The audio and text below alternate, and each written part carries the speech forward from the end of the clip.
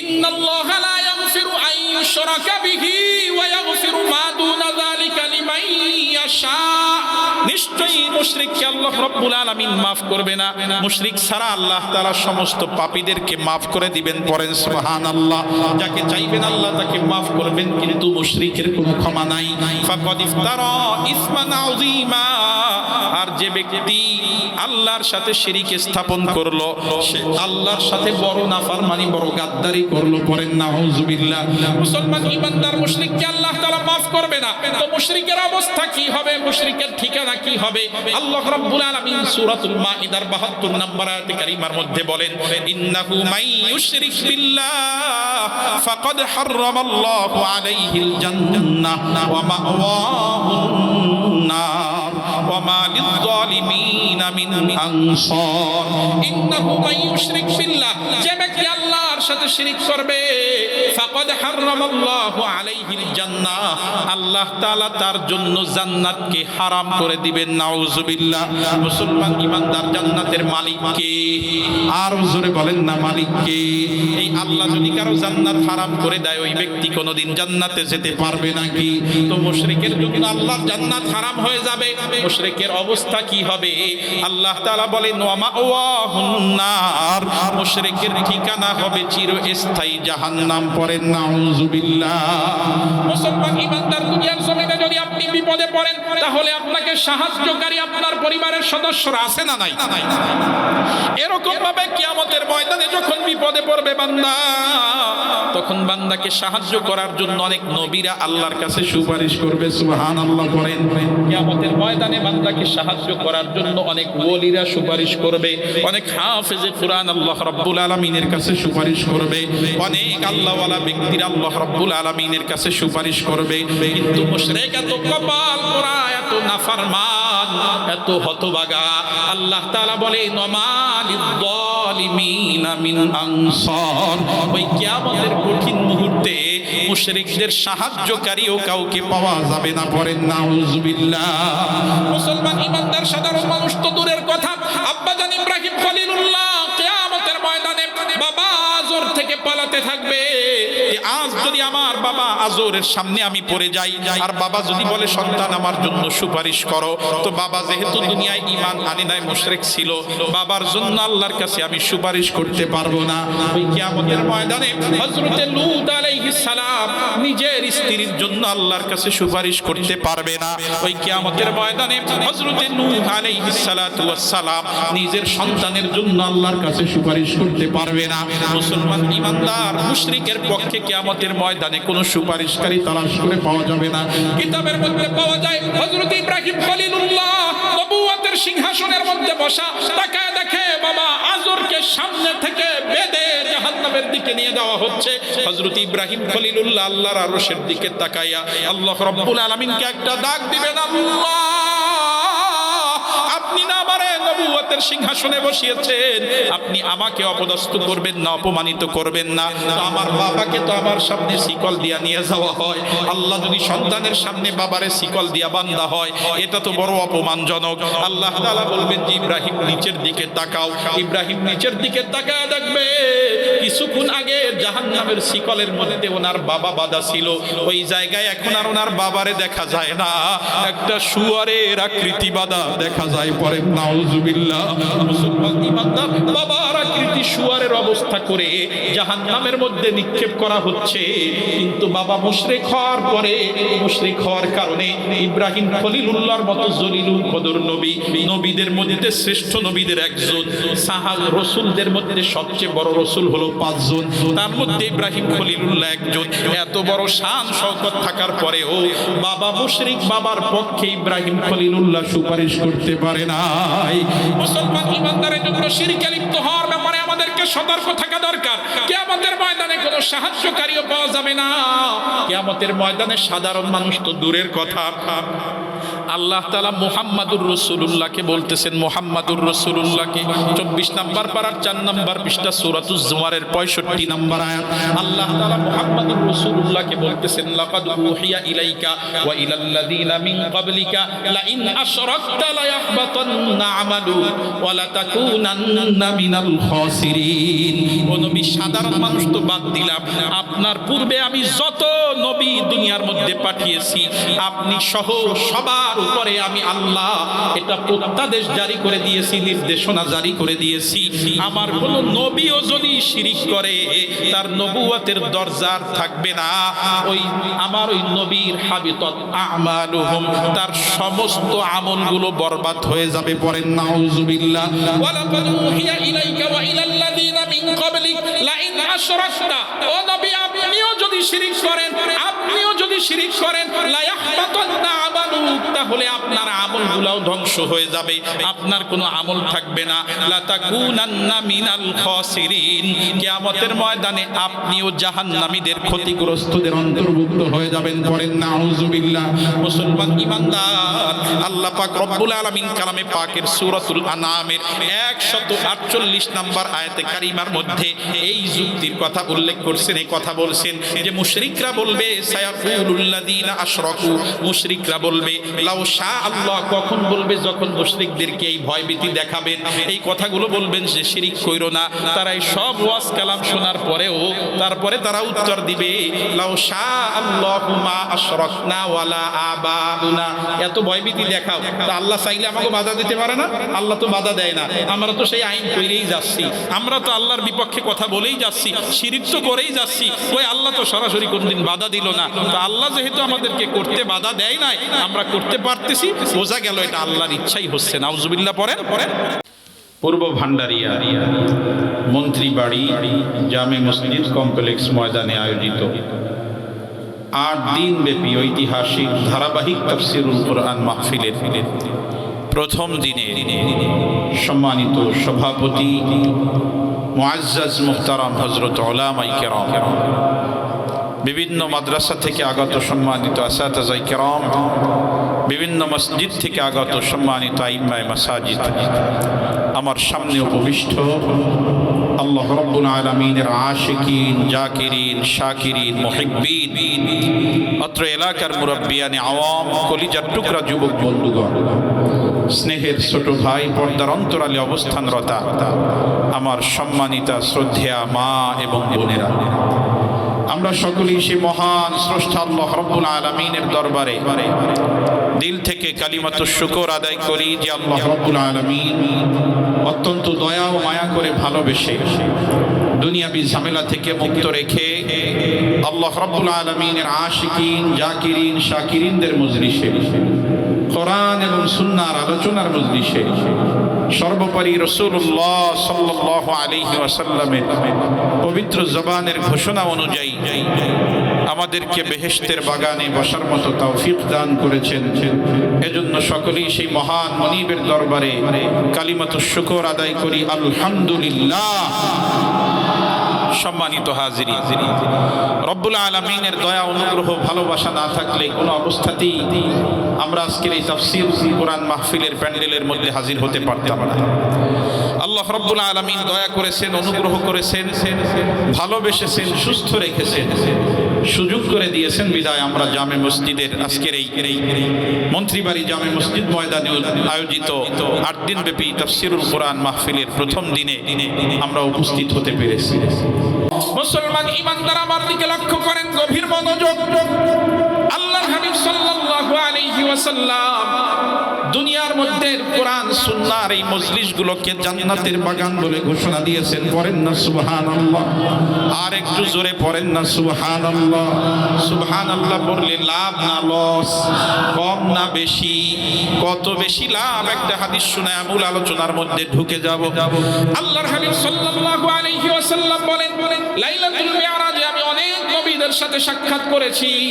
প্রথম আসমানে হযরতে আদম আলা নবিয়িনা আলাইহিস সালামের সাথে সাক্ষাৎ করেছি। দ্বিতীয় আসমানে হযরতে ঈসা এবং ইয়াহইয়া আলাইহিস সালামের সাথে সাক্ষাৎ করেছি। তৃতীয় আসমানে হযরতে ইউসুফ আলাইহিস সালামের সাথে সাক্ষাৎ করেছি।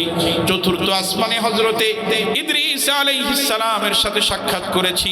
পঞ্চম আকাশে আমি হযরতে হারুন আলাইহিস সালামের সাথে সাক্ষাৎ করেছি। ষষ্ঠ আসমানে আমি হযরতে মুসা কালিমুল্লাহ আলাইহিস সালামের সাথে সাক্ষাৎ করেছি। এরপরে আমি যখন সপ্তম আকাশের মধ্যে পৌঁছালাম, সপ্তম আকাশে গিয়া দেখি বাইতুল মামুরের দেয়ালের সাথে হেলান দিয়া আমাদের জাতির পিতা, একটু আওয়াজ দিয়া বলতে হবে নামটা কি? আরো জোরে বলেন না, জাতির পিতার নাম কি? জাতির পিতার নামটা আজকে আমাদের বাচ্চাদের কান পর্যন্ত পৌঁছায় দেওয়া দরকার। প্রত্যেকটা মাহফিল, প্রত্যেকটা বক্তব্যের মধ্যে জাতির পিতার নাম ঘোষণা দিয়া জানায়া দেওয়া দরকার।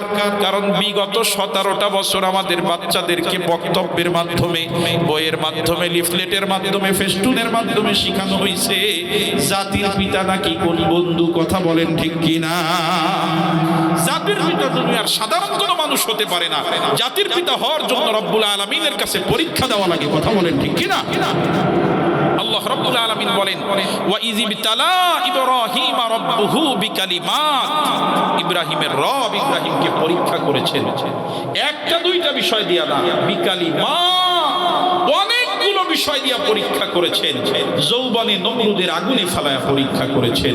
বৃদ্ধ বয়স পর্যন্ত সন্তান না দিয়া পরীক্ষা করেছেন।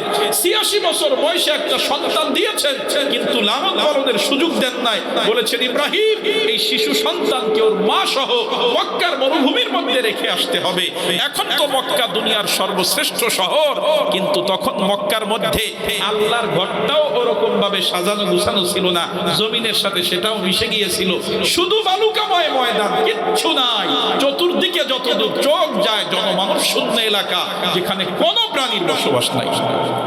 আল্লাহ তাআলা নির্দেশ করলেন, ইব্রাহিম যাও, তোমার এই শিশু সন্তানকে ওর মা সহ ওই মক্কার মরুভূমির মধ্যে রেখে আসো।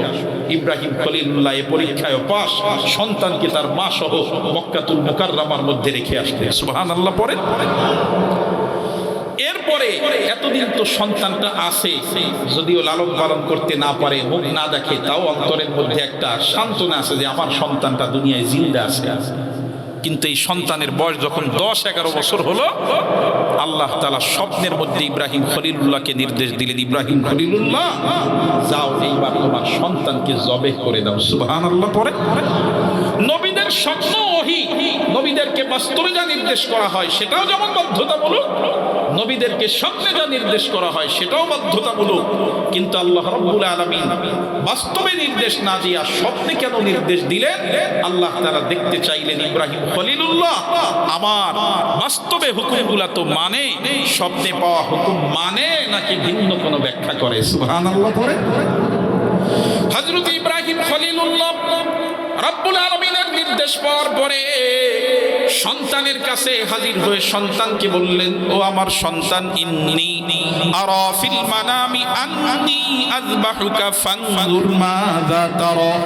আমি স্বপ্ন দেখেছি আমি তোমারে জবাই করতেছি। রব্বুল আলামিন তোমাকে জবাই দেওয়ার নির্দেশ করেছে।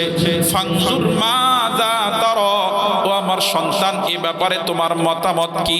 দুনিয়ার মুসলমান ইমানদার ইব্রাহিম খলিলুল্লাহ এজন্য মতামত চান নাই যে ইব্রাহিম খলিলুল্লাহর সন্তান ইসমাইল রাজি না হলে জবাই করবেন না, এজন্য মতামত চান নাই। রাজি না হলে পাড়া ধইরা ইব্রাহিম খলিলুল্লাহ জবাই করতেন, কিন্তু সন্তানের কাছে মতামত চাইলেন। কারণ হলো ইব্রাহিম খলিলুল্লাহ দেখতে চাইলেন আমি তো আল্লাহর হুকুম মানি, আমার পরিবারের সদস্যরাও আল্লাহর হুকুম মানে কিনা। সুবহানাল্লাহ। ইব্রাহিম খলিলুল্লাহ প্রশ্ন করার পরে ইসমাঈল আলাইহিস সালাতু ওয়াস সালাম যেমন বাবা তেমন সন্তান, সন্তান উত্তর করে বাবাকে জানায় দিলেন, ইয়া আবাতি ফাল মা তুমার, ও আমার বাবা আপনাকে যা নির্দেশ করা হয়েছে আপনি তাই করেন। সুবহানাল্লাহ। সাতাজিদুনি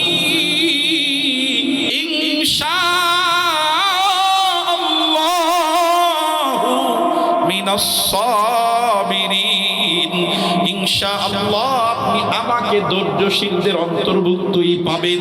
আল্লাহর হুকুম মানতে আমি আপনাকে সামান্য পরিমাণ ডিস্টার্ব করব না। পড়েন সুবহানাল্লাহ। দুনিয়ার মুসলমান ইমানদার স্বপ্নে নির্দেশ পাওয়ার পরেও ভিন্ন কোনো ব্যাখ্যা না করে বাবা ইব্রাহিম খলিলুল্লাহ বিসমিল্লাহি আল্লাহু আকবার বলে সন্তানের গলার মধ্যে ছুরি চালায় দিয়েছেন। পড়েন সুবহানাল্লাহ। এভাবে অসংখ্য পরীক্ষা করার পরে আল্লাহ রাব্বুল আলামিন ঘোষণা দিয়া জানায় দিলেন ফাতাম্মাহুন্না।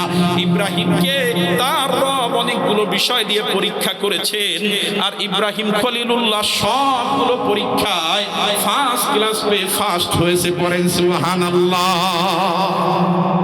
যখন ফার্স্ট ক্লাস পেয়ে ফার্স্ট হয়েছে আল্লাহ তাআলা ঘোষণা দিয়েছেন ইন্নী জাইলুকা লিন-নাসি ইমামা। ইব্রাহিম, আমি আল্লাহ তোমার উপরে এত রাজি আর খুশি হয়ে গেলাম, আমি আল্লাহ তোমাকে সমস্ত মানব জাতির নেতা হিসাবে ঘোষণা দিলাম। পড়েন সুবহানাল্লাহ। এজন্য আমাদের বক্তব্য স্পষ্ট, মুসলমানদের জাতির পিতা নীতিভ্রষ্ট কোনো ব্যক্তি হতে পারে না। আমাদের জাতির পিতা আমাদের তাওহীদবাদী আব্বাজান ইব্রাহিম খলিলুল্লাহ ওয়াজিয়া। বলেন ঠিক কিনা? মুসলমান ইমানদার আমরা জানি কত আসমানে? সপ্তম আসমানে। মনে আছে তো? সপ্তম আকাশে গিয়া দেখেন ইব্রাহিম খলিলুল্লাহ বাইতুল মামুরের দেয়ালের সাথে হেলান দিয়া বসা। আল্লাহর হাবিব সাল্লাল্লাহু আলাইহি ওয়াসাল্লাম সালাম মুসাফা করলেন। আমাদের মধ্যে প্রশ্ন হতে পারে, হুজুর বাইতুল মামুর আবার কোন জিনিসের নাম? দুনিয়াতে মানুষের ইবাদতের কেন্দ্রবিন্দু হিসাবে আল্লাহ রাব্বুল আলামিন একটা ঘর বানাইছেন, যেই ঘরকে কেন্দ্র করে মানুষ নামাজ আদায় করে, যেই ঘরের দিকে ফিরে মানুষ নামাজ পড়ে, যেই ঘরের চতুর্পাশে মানুষ তার হজের বিধানগুলো সম্পন্ন করে, এই কেন্দ্রবিন্দু ঘরটার নাম হলো কাবা। এটা হলো মানুষের ইবাদতের কেন্দ্রস্থল। আল্লাহ রাব্বুল আলামিন ফেরেশতাদের ইবাদতের জন্য যেই জায়গায় দুনিয়াতে কাবা ঘর অবস্থিত, সোজাসুজি 7 আসমানের উপরে আল্লাহ তাআলা ফেরেশতাদের ইবাদতের জন্য একটা ঘর বানিয়েছেন। ওই ঘরটার নাম হলো বাইতুল মামুর। পড়েন সুবহানাল্লাহ। আল্লাহর হাবিব সাল্লাল্লাহু আলাইহি ওয়াসাল্লাম বলেন, আমার উম্মতেরা জানো ওই বাইতুল মামুরে ফেরেশতারা আল্লাহর ইবাদতে মগ্ন হয়। আর কতগুলো ফেরেশতা একবারে আল্লাহর ইবাদত করে তোমরা শুনে নাও, জেনে নাও। আল্লাহ পাক রব্বুল আলামিনের জন্য বাইতুল মামুরে ৭০,০০০ ফেরেশতারা একত্রে ইবাদতে মগ্ন হয়। পড়েন সুবহানাল্লাহ।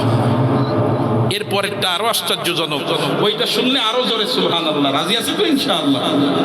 আল্লাহর হাবিব বলেন, আমার উম্মত শোনো, একবারে ৭০,০০০ ফেরেশতারা ওইখানে ইবাদত করে, আর যেই ফেরেশতা জীবনে একবার ইবাদতের সুযোগ পায়, ওই ফেরেশতা কিয়ামত পর্যন্ত দ্বিতীয়বার ইবাদতের আর সুযোগ পায় না। সুবহানাল্লাহ পড়েন। আল্লাহ পাক রব্বুল আলামিনের ফেরেশতাদের সংখ্যা কি কোনো ক্যালকুলেটর দিয়ে হিসাব করা যাবে মুসলমান? এজন্যই তো আল্লাহ রাব্বুল আলামিন বলেন, ওমা ইয়ালামু জুনুদা রাব্বিকা ইল্লা হু। তোমার রবের সৈন্য সংখ্যা সম্পর্কে তোমার কোনো ধারণাই নাই। কথা বলেন ঠিক কি না? এগুলো আল্লাহ পাকের রিজার্ভ ফোর্স। আল্লাহ তাআলা বদরের ময়দানে মুসলমানদেরকে প্রথমে ৩০০০, তারপরে ৫০০০ ফেরেশতা পাঠাইয়া, আবার কেমন ফেরেশতা? ট্রেনিং প্রাপ্ত ফেরেশতা। আল্লাহ নিজে ট্রেনিং দিয়ে দিয়েছে। সুবহানাল্লাহ পড়েন। আল্লাহ তাআলা বলে দিয়েছেন, ফেরেশতারা যাও ফাদরিবু ফাওকাল আ'নাকি ওয়াদরিবু মিনহুম কুল্লা বানান। ফেরেশতারা কাফেরদের গর্দানের মধ্যে আঘাত করবা, আর কাফেরদের প্রত্যেক গিরায় গিরায় পিটাবা। সুবহানাল্লাহ পড়েন। সাহাবায়ে কেরাম বলেন, বদরের যুদ্ধে আমাদের তো কোনো অস্ত্র শস্ত্র নাই, নিরস্ত্র আমরা, মাত্র 2টা তরবারি, 7টা ঘোড়া, কিচ্ছু নাই, নিরস্ত্র নিরন্ন, গায়ের মধ্যে ভালো পোশাক নাই, পেটের মধ্যে খাবার নাই, অস্ত্র শস্ত্র নাই, একদম জীর্ণ শীর্ণ গুটি কয়েক মানুষ আমরা, মাত্র 313 জন। অন্যদিকে 1000 অস্ত্রে শস্ত্রে সজ্জিত কুফফার বাহিনী। এই কাফেরদের মোকাবেলায় আমাদের যুদ্ধ, এইটা আপাত দৃষ্টিতে আমরা দুনিয়ার চোখ দিয়া দেখলে এইটারে কি যুদ্ধ বলে না আত্মহত্যা বলে? বলেন তো, এটার কি যুদ্ধ বলে? এইরকম সেনাবাহিনীর বিপক্ষে নিরস্ত্র মানুষগুলো যাবে, এটারে তো যুদ্ধ বলে না, বলা যায় আত্মহত্যা। কিন্তু আল্লাহ রাব্বুল আলামিন মুসলমানদের ঈমানের কারণে বিজয় দান করলেন। ওই যে আল্লাহর রিজার্ভ ফোর্স ফেরেশতা আল্লাহ ট্রেনিং দিয়ে পাঠিয়ে দিয়েছেন। সাহাবায়ে কেরাম বলে, আল্লাহর রাসূল আমাদের হাতে খেজুরের লাঠিগুলা, খেজুরের যে ডালগুলো আছে এইগুলা তুলে দিচ্ছেন, আমরা বিসমিল্লাহি আল্লাহু আকবার বলে কাফেরদেরকে ইঙ্গিত করে আঘাত করি, আর দেখি কাফেরদের ঘর থেকে মাথাটা আলাদা হয়ে জমিনে পড়ে যায়। পড়েন না আল্লাহু আকবার। মুসলমান ইমানদার, তো আল্লাহর শূন্য সংখ্যা সম্পর্কে আমাদের ধারণাই নাই, কথা বলেন ঠিক কিনা? এজন্য আল্লাহ পাক যখন ধরেন, আল্লাহর ধর আল্লাহর মাইল সীমানার বাইরে, কথা বলেন ঠিক কিনা? আল্লাহ ধরলে অস্ত্রের প্রয়োজন হয় না। 17-18 বছর ক্ষমতায় থাকার পরে কত মানুষ কতভাবে আন্দোলন করলো, কিন্তু তাদেরকে ক্ষমতার থেকে নামানোর কোনো সুযোগই নাই। আমরা মনে করে নিলাম যে তারা যে টার্গেট দিয়েছে 41 সাল, 41 সাল পর্যন্তই থাকবে, এর আগে পতন হবে, এটা আমরা ভুলেই গেছিলাম, কথা বলেন ঠিক কিনা? কিন্তু আল্লাহ রাব্বুল আলামিন বলেন, আমি ধরি তো ধরি না, আমি ধরলে আর ছাড়ি না, কথা বলেন ঠিক কিনা? মুসলমান ইমানদার আল্লাহ তাআলা দেখায় দিলেন, বড় কোনো দলের প্রয়োজন নাই, অস্ত্র শস্ত্রের প্রয়োজন নাই, নিরস্ত্র শুধুমাত্র স্কুলের ছাত্ররা, প্রাইমারির ছাত্ররা যারা নিরস্ত্র নিরন্ন এরকম মানুষগুলো রাজপথে নেমেছে, আল্লাহ রাব্বুল আলামিন 17 বছরের ক্ষমতাধরদেরকে 45 মিনিটের আলটিমেটাম নিয়ে দেশ ছাড়তে বাধ্য করেছে, বলেন ঠিক কিনা? মুসলমান ইমানদার, এইটা শুধুমাত্র অতীত যারা তাদের জন্য এই বক্তব্য না, এই বক্তব্য সবার জন্য, এটা আমাদের জন্য শিক্ষা, এটা আমাদের জন্য শিক্ষা। প্রশাসন দিয়া ক্ষমতার মধ্যে থাকা যায় না, ক্ষমতা দিয়া ক্ষমতার মসনদ টিকায় রাখা যায় না, মানুষের উপরে জুলুম নির্যাতন করে ক্ষমতার চেয়ারে বসে থাকা যায় না। এই ক্ষমতা আল্লাহ রাব্বুল আলামিন দান করেন, এই সমস্ত ক্ষমতার মালিক আল্লাহ। আল্লাহ যাকে চান তাকে ক্ষমতা দান করেন, আবার আল্লাহ রাব্বুল আলামিন যাকে চান তাকে মুহূর্তের মধ্যে ক্ষমতার মসনদ থেকে লাথি মেরে ডাস্টবিনে নিক্ষেপ করে, আওয়াজ দিয়ে বলেন ঠিক কিনা? এজন্য অতীত থেকে আমাদেরকে শিক্ষা গ্রহণ করতে হবে। এখনো যারা আমরা ক্ষমতার মসনদে আছি, আমাদেরকে শিক্ষা নিতে হবে। যদি আমরা ক্ষমতার অপব্যবহার করি, আল্লাহর দেওয়া ক্ষমতা পেয়ে আল্লাহর জমিনে আল্লাহর বান্দাদের উপরে জুলুম নির্যাতন করি, আল্লাহ রাব্বুল আলামিন আমাদেরকে পালানোর মতো সুযোগ দেবে না, কথা বলেন ঠিক কিনা? মুসলমান ইমানদার, যে কথা বলতেছিলাম, বাইতুল মামুরের দেয়ালের সাথে হেলান দিয়ে আব্বা জান বসে আছেন। সপ্তম আকাশের মধ্যে আল্লাহর হাবিব সাল্লাল্লাহু আলাইহি ওয়াসাল্লাম বলেন, আব্বাস জানের সাথে কথাবার্তা হলো, সালাম মুসাফা হলো, কুশলাদি বিনিময় হলো।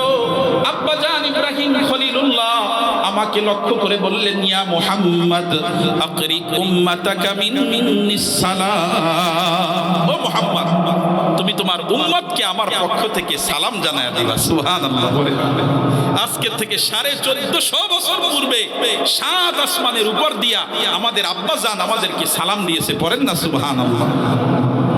ইয়া মুহাম্মদ আকরি উম্মাতাকা মিন্নিস সালাম ওয়া আখবিরহুম আন্নাল জান্নাতা তাইয়্যিবাতুত তুরবাতি ওয়া আযবাতুল মা। আর মুহাম্মদ, তুমি তোমার উম্মতকে সালাম দিয়া দিবা, আর তোমার উম্মতকে একটা খবর জানায় দিবা, একটা সংবাদ জানায় দিবা, জান্নাতের মাটি বড় পবিত্র মাটি, জান্নাতের মাটি বড় উর্বর মাটি, জান্নাতের মাটি বড় ভালো মাটি, ওয়া আযবাতুল মা, জান্নাতের পানি বড় মিষ্টি পানি, জান্নাতের পানি বড় সুপেয় পানি, জান্নাতের পানি বড় ভালো পানি, জান্নাতের মাটিও ভালো, পানিও ভালো, মাটিও ভালো, পানিও ভালো। ও ভান্ডারিয়ার মুসলমান, আওয়াজ করে উত্তর দিতে হবে, যেই এলাকার মাটিও ভালো, পানিও ভালো, ওই এলাকায় গাছপালা কম জন্মায় না বেশি? আরো জোরে বলেন, কম না বেশি? উচিত তো ছিল জান্নাতের মধ্যে গাছের পরে গাছ থাকবে। আমরাও তেমনটাই জানি, কথা বলেন ঠিক কিনা? জান্নাতের মধ্যে গাছ থাকবে, ফল ছিঁড়তে মনে চাইবে না, অটোমেটিক ফল ছিঁড়ে চলে আসবে, মুখে দিতে মনে চায় না, খাদিমদের কোনো অভাব নাই, খাদিমরা আপনার মুখের মধ্যে ফল তুলে দিবে। সুবহানাল্লাহ পড়েন। জান্নাতের মধ্যে এমন ফল দেওয়া হবে, দেখতে দুনিয়ার ফলের মতো দেখা যায়, কিন্তু আল্লাহর হাবিব সাল্লাল্লাহু আলাইহি ওয়াসাল্লাম বলেন যে ম্যাজিক কি জানো? দেখতে তো দুনিয়ার আমের মতোই, কিন্তু জান্নাতি এক একটা আম জান্নাতি ব্যক্তি মুখে দিবে, আল্লাহ তাআলা নতুন নতুন এক একটা স্বাদ তৈরি করে দিবে। পড়েন সুবহান। জান্নাতি এক টুকরা আম মুখে দেবে তো ল্যাংড়া আমের স্বাদ, আর এক টুকরা মুখে দেবে তো ফজলি আমের স্বাদ, আর এক টুকরা মুখে দেবে আশিনা আমের স্বাদ, আর এক টুকরা মুখে দেবে তো গোপাল ভোগের স্বাদ। এইভাবে এক এক টুকরা আম মুখে দিবে, 1000 টুকরা আম জান্নাতি মুখে দিবে, 1000টা নতুন নতুন স্বাদ জান্নাতির মুখের মধ্যে আল্লাহ তৈরি করে দিবে। পড়েন সুবহানাল্লাহ। তো আমরা তো এমনটাই জানি, জান্নাতের মধ্যে গাছের কোনো অভাব নাই, কিন্তু আব্বাজান বলেন, মুহাম্মদ তোমার উম্মতকে খবর দিবা, জান্নাতের মাটিও ভালো, পানিও ভালো, তবে ওয়া ইন্নাহা কিআন, জান্নাতের জমিনটা বিরান জমিন, ফাঁকা ময়দান, ওই জমিনে গাছপালা একটাও নাই। এইবার প্রশ্ন হলো, আব্বাজান তো গাছপালা জান্নাতে নাই, তো গাছপালার কথা তো আমরা অনেক শুনলাম, এই গাছপালা হবে কিভাবে? আব্বাজান বলে দুনিয়ায় বসে লাগাতে হবে। সুবহানাল্লাহ পড়ে। দুনিয়া মাজরাতুল আখিরাহ, দুনিয়া হলো আখিরাতের ক্ষেত্রস্বরূপ। একজন চাষী, একজন কৃষক তার জমিনের মধ্যে যেমনি ভাবে চাষাবাদ করে, ঠিক তেমনি ভাবে সিজনে গিয়া ফলন আশা করা যায়। কথা বলেন ঠিক কিনা? যদি চাষী একদম নাক ডেকে ঘুমায় আর দোয়া করে যে আল্লাহ আমার ধানা জমিতে আপনি ভরপুর ধান দিয়ে, গমের খেতে আপনি বেশি করে গম দিয়ে, বলেন তো সারাদিন দোয়া করলেও তার ধান গম হবে নাকি? না না। ঠিক তেমনি ভাবে এই দুনিয়া হলো আখিরাতের ক্ষেত্রস্বরূপ। এই আখিরাতে আমরা যেমন আমল করব, দুনিয়াতে যেমন আমল করব, আখিরাতে গিয়া তেমন ফলাফল লাভ করা যাবে। করেন না সুবহানাল্লাহ। তো আব্বাজান বলেন দুনিয়ায় বসে তোমাকে গাছ লাগানো লাগবে। আর জান্নাতের গাছের নাম কি শোনো? ওয়া ইন্না গিরাসাহা সুবহানাল্লাহ ওয়ালহামদুলিল্লাহ ওয়ালা ইলাহা ইল্লাল্লাহ আল্লাহু আকবার। জান্নাতের একটা গাছের নাম হলো সুবহানাল্লাহ, জান্নাতের আরেকটা গাছের নাম হলো আলহামদুলিল্লাহ, জান্নাতের আরেকটা গাছের নাম হলো লা ইলাহা ইল্লাল্লাহ, জান্নাতের আরেকটা গাছের নাম হলো আল্লাহু আকবার। আল্লাহর হাবিব সাল্লাল্লাহু আলাইহি ওয়াসাল্লাম বলেন, যেই উম্মত এই তাসবিহগুলো তার জবানে উচ্চারণ করবে, আল্লাহ রাব্বুল আলামিন প্রত্যেক তাসবিহের বিনিময়ে জান্নাতের মধ্যে এক একটা গাছ লাগায় দিবে। পড়েন সুবহানাল্লাহ। আরো একবার পড়েন না সুবহানাল্লাহ। গাছ লাগানো হয়ে গেছে, আরেকবার পড়েন না সুবহানাল্লাহ। লাগছে আরো একটা, চিৎকার দিয়ে পড়েন না সুবহানাল্লাহ। আল্লাহ রাব্বুল আলামিন কালামে পাকের সূরাতুল আনআমের মধ্যে 148, 49 এবং 50 এই 3 আয়াতের মধ্যে মুশরিকদের পক্ষ থেকে উত্থাপিত ভ্রান্ত যুক্তি এবং দলিল, মুশরিকরা এক ভ্রান্ত যুক্তি উপস্থাপন করে, এক দলিল উপস্থাপন করে। এই মুশরিকদের পক্ষ থেকে ভ্রান্ত যুক্তি এবং তার উত্তর আল্লাহ তাআলা এই আয়াতগুলোর মধ্যে তুলে ধরেছেন। পড়েন না সুবহানাল্লাহ। মুশরিকরা একটা ভ্রান্ত যুক্তি দিয়েছে, তারা কিছু দলিলাদি পেশ করেছে, আল্লাহ রাব্বুল আলামিন সেই যুক্তি উল্লেখ করে তাদের যুক্তি খণ্ডন করেছেন। সুবহানাল্লাহ। পড়েন। আল্লাহ রাব্বুল আলামিন কালামে পাকের সূরাতুল আনআমের 148 নম্বর আয়াতে কারিমার মধ্যে ইরশাদ করেন, আউযু বিল্লাহি মিনাশ শাইতানির রাজীম, বিসমিল্লাহির রহমানির রহিম,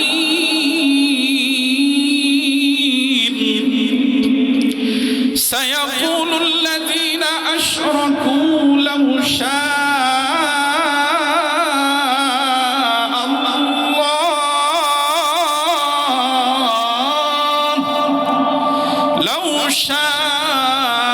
الله ما أشركنا ولا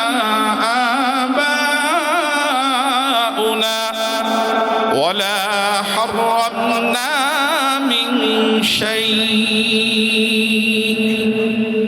আল্লাহ রাব্বুল আলামিন বলেন, অচিরে ইয়াকুলুনা বলবে, আল্লাযীনা ওই সকল লোক, আশরাকু যারা শিরিক, সায়াকুলুল্লাযীনা আশরাকু অচিরেই মুশরিকরা বলবে, অচিরেই মুশরিকরা বলবে, লাউ শাআল্লাহু যদি আল্লাহ তাআলা চাইতেন, আল্লাহ তাআলা ইচ্ছা করতেন, মা আশরাকনা তাহলে আমরা শিরিক করতাম না বা শিরিক করতে পারতাম না, ওয়ালা আবাউনা আমাদের পূর্বপুরুষেরাও শিরিক করতো না বা শিরিক করতে পারতো না, ওয়ালা হাররামনা মিন শাই এবং আমরা কোনো কিছুকে হারাম করতেও পারতাম না।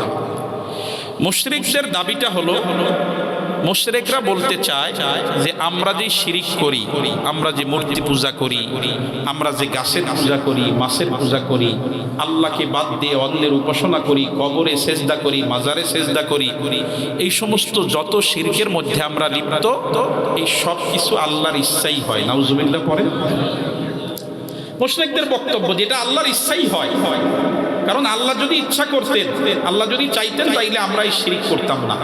এই শিরিক করতে পারতাম না, আল্লাহ আমাদেরকে বাধা দিয়ে দিতেন, আমরা এই শিরিক করতে পারতাম না। আমাদের পূর্বপুরুষেরাও এই শিরিক করার সুযোগ পাইতো না, তারা এই শিরিক করতে পারতো না, বাধা দিয়ে দিতেন।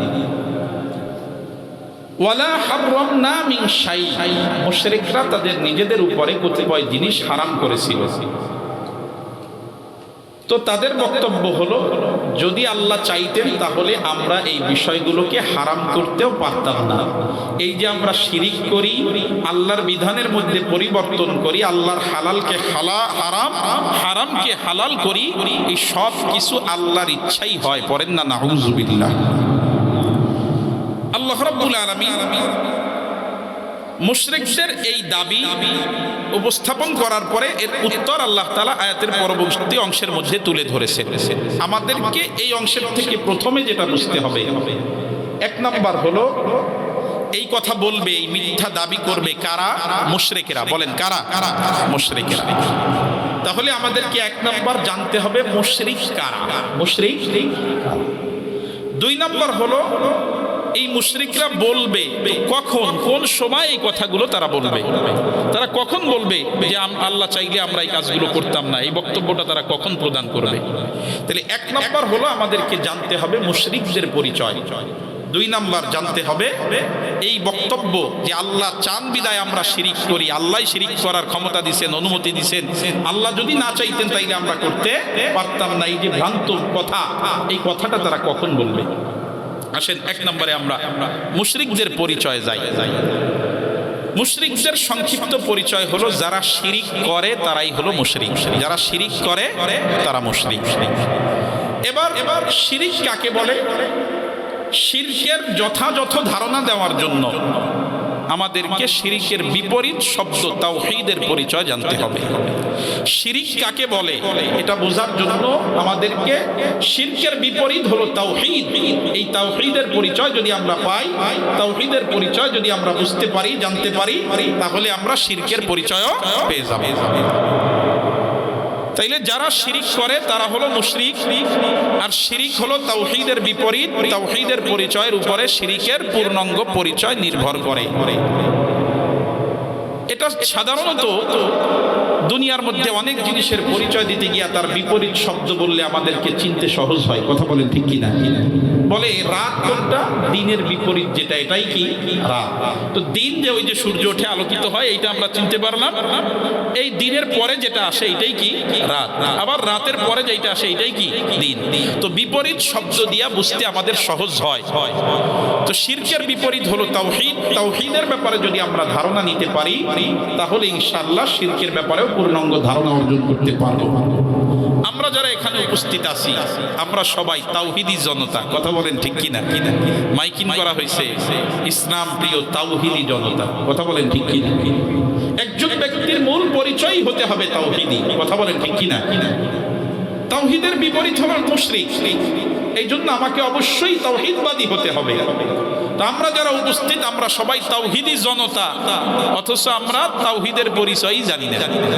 এই জন্য নিজেদের পরিচয় জানার দরকার আছে না নাই? গভীর মনোযোগ। তাওহীদের শাব্দিক অর্থ হলো কোনো বিষয়কে এক সাব্যস্ত করা, কোনো একটা জিনিসকে একক সাব্যস্ত করা।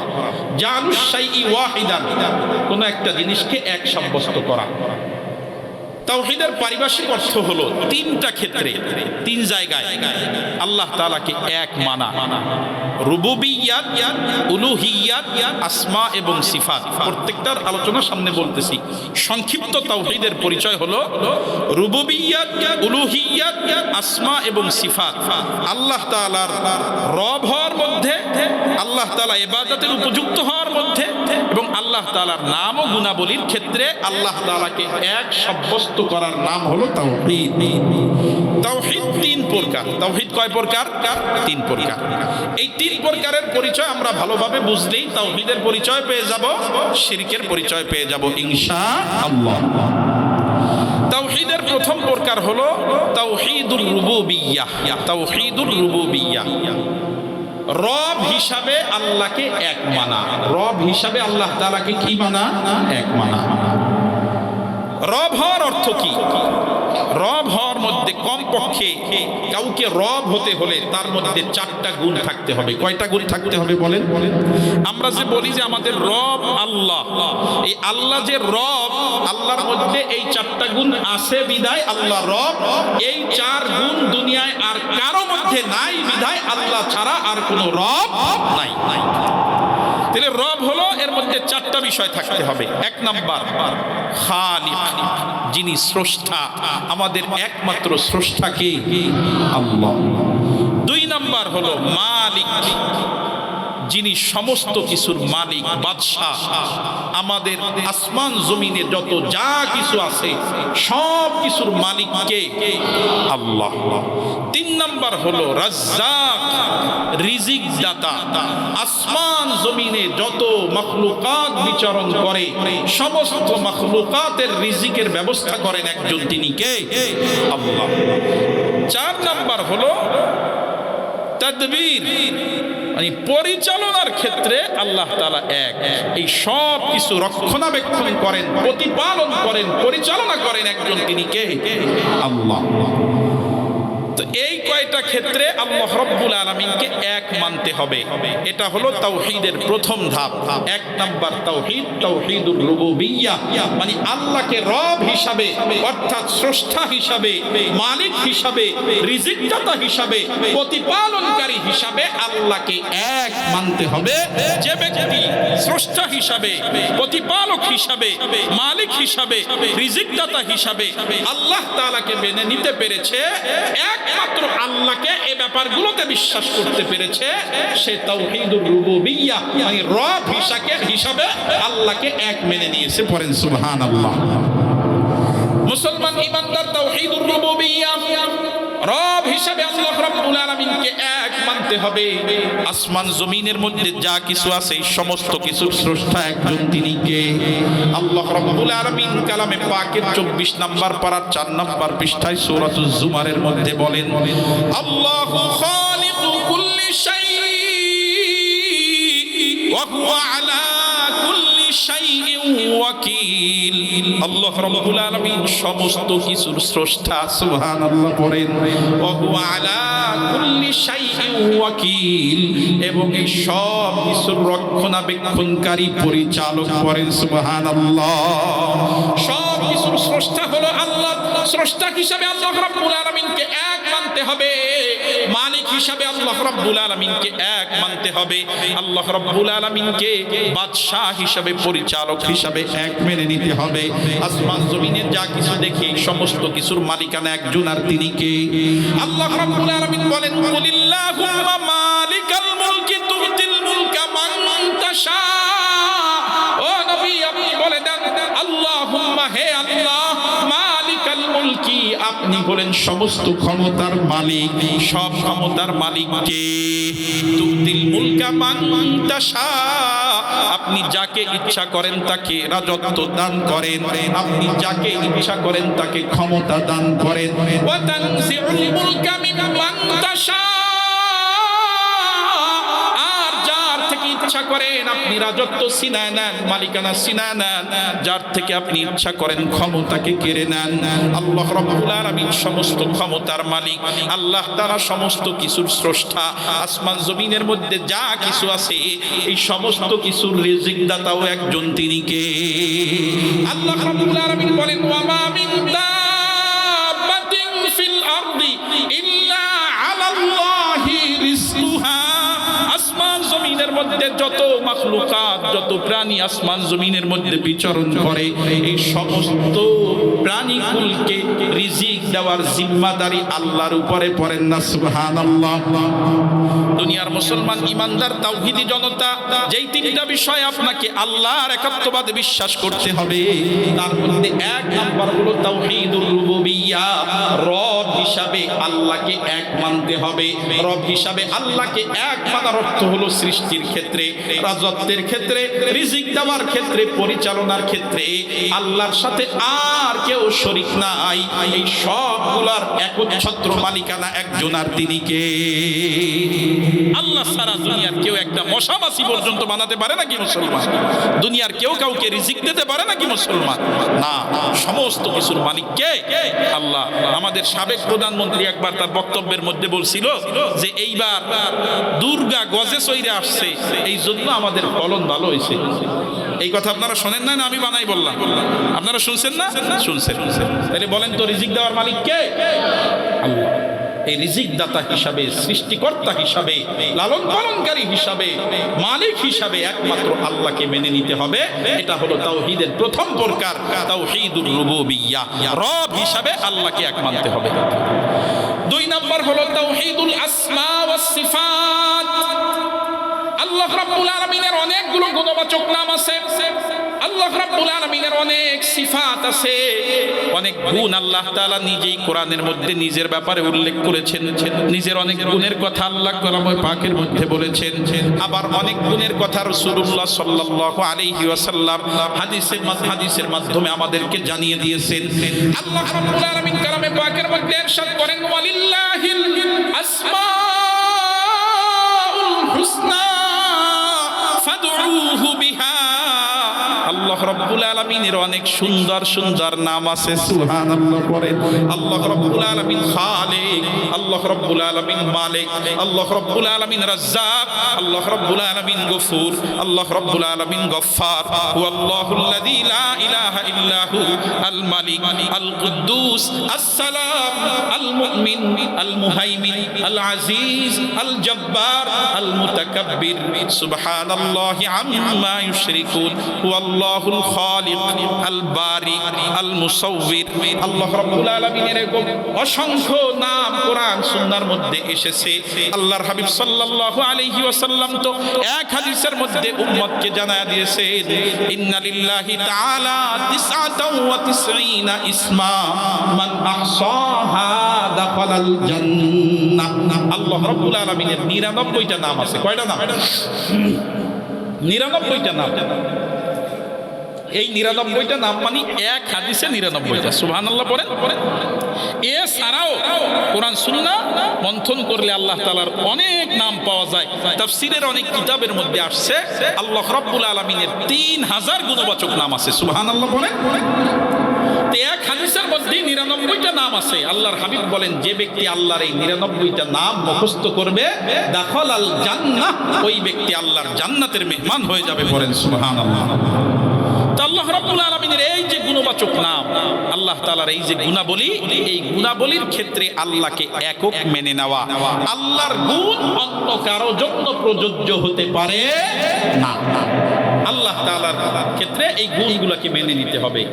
কাফের মুশরিকদেরকে তো বাদই দিলাম, আমরা মুসলমানরা যারা আছি আমাদের মধ্যে এক গ্রুপ আছে যারা মনে করে পীর নাকি গায়েব জানে। আছে না নাই?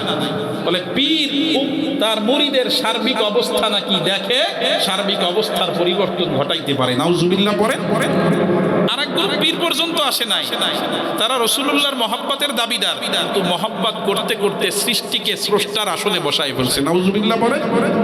সৃষ্টির মধ্যে স্রষ্টার পরে সবচেয়ে বড় মর্যাদা হলো মুহাম্মাদুর রাসূলুল্লাহ সাল্লাল্লাহু আলাইহি ওয়াসাল্লামের, কিন্তু এজন্য মর্যাদা দিতে দিতে রাসূলুল্লাহকে স্রষ্টার আসনে বসানো যাবে না। গায়েবের মালিক কে? আল্লাহ। আল্লাহ তাআলাই একমাত্র গায়েব জানেন। আল্লাহ তাআলা কালামে পাকের 20 নম্বর পারার প্রথম পৃষ্ঠার শেষ অংশে বলে দিয়েছেন, কুল্লা ইয়ালামু মান ফিস সামাওয়াতি ওয়াল আরদিল গায়বা ইল্লাল্লাহ। ও নবী আপনি বলে দেন, আসমান জমিনের মধ্যে আল্লাহ ছাড়া আর কেউ গায়েব জানে না। সুবহানাল্লাহ পড়েন। দুনিয়ার মুসলমান ইমানদার তো এই গায়েব, আলিমুল গায়ব, এটা আল্লাহ রাব্বুল আলামিনের সিফাত। এই জন্যই আলিমুল গায়ব এটা অন্য কারো জন্য সাব্যস্ত করা যাবে না। অনেকে নবী রাসূল পীর মুরিদ বাদ দিয়া এই গায়েব জানার এমন বিশ্বাসে ছড়িয়ে গেছে, তারা ওই যে বাজারে আংটি নিয়ে বসে আছে, ওরেও গিয়া বলে যে আমার হাত দেখে একটু ভবিষ্যৎ কইয়ে দে। আছে না নাই? আল্লাহর হাবিব সাল্লাল্লাহু আলাইহি ওয়াসাল্লাম বলেন, মান আতা কাহিনান যে ব্যক্তি কোন গণকের কাছে যাবে আর ওই গণক যা বলবে এটা বিশ্বাস করে নিবে, ওই ব্যক্তি আমি মুহাম্মাদুর রাসূলুল্লাহর আনিত ধর্ম থেকে মুক্ত হয়ে যাবে। আমার আনা ইসলামের সাথে আর ওই ব্যক্তির সাথে কোনো সম্পর্ক নাই। পড়েন নাউযুবিল্লাহ। মুসলমান ইমানদারের জন্য তাওহীদের দ্বিতীয় প্রকার হলো তাওহীদুল আসমা ওয়াস সিফাত। আল্লাহ তাআলার নাম এবং গুণগুলো একমাত্র আল্লাহর জন্য বিশ্বাস করতে হবে। আল্লাহর এক নাম হলো রহমান, আল্লাহ দয়ালু। আমাদেরও তো দয়া আছে, আমাদের অন্তরের মধ্যেও দয়া আছে, কিন্তু আল্লাহর দয়ার মতো দয়া দুনিয়ার কারো নাই। কথা বলেন ঠিক কি না? আল্লাহ ক্ষমাশীল। আমাদের অনেকের মধ্যেও তো এই গুণ আছে, আমরা অন্যায় করলে ক্ষমা করে দেই, কিন্তু এজন্য কি আপনি আমি আল্লাহর আসনে বসে যাব নাকি? না না, আল্লাহর ক্ষমার তুলনা কারো সাথে তো চলে না। লাইসা কামিসলিহি শাই। আল্লাহ রাব্বুল আলামিনের অনেক গুণ আছে, তবে এই গুণগুলোর কোনো উপমা চলে না। আল্লাহ তাআলা যেমন, আল্লাহর শান যেমন, তার গুণগুলো তেমন। করেন না সুবহানাল্লাহ।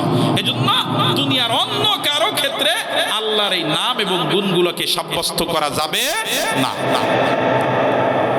এই গুণ এবং নামের ক্ষেত্রে আল্লাহকে এক মানতে হবে। এটা হলো তাওহীদের দ্বিতীয় প্রকার। তাহলে এক নাম্বার প্রকার হলো তাওহীদুর রুবুবিয়্যাহ। সবাই নামটা বলেন তো। এক নাম্বার হলো তাওহীদুর রুবুবিয়্যাহ। কি বলেন? দুই নাম্বার হলো তাওহীদুল আসমা ওয়াস সিফাত। রব হিসাবে আল্লাহকে এক মানা, নাম এবং গুণাবলীর ক্ষেত্রে আল্লাহকে এক মানা। তিন নাম্বার তাওহীদুল উলুহিয়্যাহ। ইলাহ হিসাবে, ইবাদতের উপযুক্ত হিসাবে আল্লাহ তাআলাকে এক মানা। সুবহানাল্লাহ। পড়ে মুসলমান ইমানদার গভীর মনোযোগ আমার দিকে লক্ষ্য করেন। এই ব্যাপারটা আমাদেরকে খুব ভালোভাবে অনুধাবন করা দরকার, কারণ আমাদের সমাজে অনেক মানুষ এমন আছে যারা তাওহীদের প্রথম দুই প্রকারকে বিশ্বাস করে, মানে, কিন্তু ইবাদত করার ক্ষেত্রে, হুকুম মানার ক্ষেত্রে আল্লাহকে এক মানতে চায় না। তারা আল্লাহর হুকুমের পাশাপাশি শাসকের হুকুমও মানে, আছে না নাই? দুনিয়ার মুসলমান ইমানদার আমার দিকে লক্ষ্য করেন, গভীর মনোযোগ। তিন নাম্বার মূল তাওহীদ হলো তাওহীদুল উলুহিয়্যাহ। এটা হলো তাওহীদের মূল বক্তব্য। দুনিয়ার মুসলমান ইমানদার প্রত্যেকটা স্লোগান, প্রত্যেকটা সংগঠন, প্রত্যেকটা দলের একটা স্লোগান থাকে, একটা প্রতিপাদ্য থাকে, একটা মূল বক্তব্য থাকে। কথা বলেন ঠিক কিনা? প্রত্যেকটা সংগঠনের একটা মূল বক্তব্য আছে, এইটা হলো আমাদের স্লোগান। তো আমরা যারা মুসলমান, আমরা যারা ইমানদার, এই ইমানদারদের মূল বক্তব্য হলো কালিমা। ইমানদারদের মূল বক্তব্য কি? কালিমা। কালিমা শব্দের অর্থই হলো মূল বক্তব্য। কালিমা শব্দের অর্থ কি বলেন? মূল বক্তব্য, আমাদের স্লোগান। তো ইমানদারদের মূল স্লোগান হলো লা ইলাহা ইল্লাল্লাহ মুহাম্মাদুর রাসূলুল্লাহ। লা ইলাহা ইল্লাল্লাহ, এটা হলো ইমানদারদের মূল স্লোগান। কথা বলেন ঠিক কিনা? ইমানদারদের মূল বক্তব্য। কই, আমরা তো এর আগে দুইটা তাওহীদের প্রকাশ শুনলাম, কিন্তু আমাদের স্লোগানের মধ্যে ওই দুই তাওহীদের কথা আলোচনা করা হয় নাই। আসমা এবং সিফাতের কথা আলোচনা করা হয় নাই, রুবুবিয়্যাতের কথা আলোচনা করা হয় নাই, কিন্তু উলুহিয়্যাত মানে ইলাহ, ইবাদতের উপযুক্ত, দাসত্ব করা যায়, হুকুম মানা যায়, গোলামি করা যায় এমন সত্তা একজনই, তিনি কে? ইবাদত করা যায়। ইবাদত মানে হলো কি? গোলামি করা, দাসত্ব করা। দাসত্ব করার অর্থ হইল হুকুম মানা, মানে আল্লাহ আমাদেরকে হুকুম করেন, আমরা ওই হুকুম মানি। আল্লাহ আমাদের মালিক, আমরা তার গোলাম, আমরা তার দাস। কথা বলেন ঠিক কিনা? তো তাওহীদের মূল কালিমার মধ্যে এইটাকে ঢুকাই দেওয়া হইল কেন? অন্য দুই প্রকার মূল বক্তব্যে নিয়ে আসা হয় নাই। তাওহীদুর রুবুবিয়্যাও নিয়ে আসা হয় নাই, তাওহীদুল আসমা ওয়াস সিফাতও নিয়ে আসা হয় নাই, কিন্তু তাওহীদুল উলুহিয়্যাহ এটা আমাদের মূল বক্তব্যের মধ্যে ঢুকাই দেওয়া হয়েছে। লা ইলাহা ইল্লাল্লাহ, আল্লাহ ছাড়া হুকুম মানা যায় এমন কোনো মাবুদ নাই। সুবহানাল্লাহ। পড়েন। কেন এইটার দিকে এত বেশি গুরুত্ব আরোপ কেন করা হলো?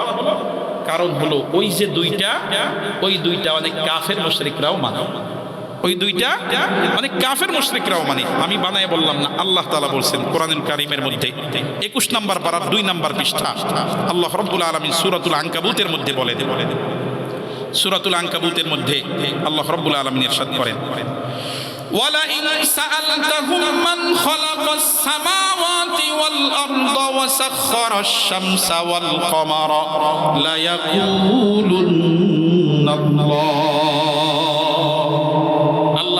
রসুলকে বলতেছেন, রসুল আপনি যদি মক্কার কাফের মুশরিকদেরকে প্রশ্ন করেন, জিজ্ঞাসা করেন, তাদেরকে যদি বলেন মান খালাকাস সামাওয়াতি ওয়াল আরদ, আসমান জমিন কে সৃষ্টি করছে, আপনি যদি মক্কার কাফেরদেরকে, কাদেরকে জিজ্ঞাসা করবে, কাফেরদেরকে, মুশরিকদেরকে যদি জিজ্ঞাসা করেন যে আসমান জমিন কে সৃষ্টি করেছে, ওয়াসাখখারাশ শামসা ওয়াল কমার, চন্দ্র এবং সূর্যকে কে পরিচালনা করে, তখন দেখবেন ওই মক্কার কাফের মুশরিকরা আপনার প্রশ্নের জবাবে বলবেন লা ইয়াকুলুন্নাল্লাহ।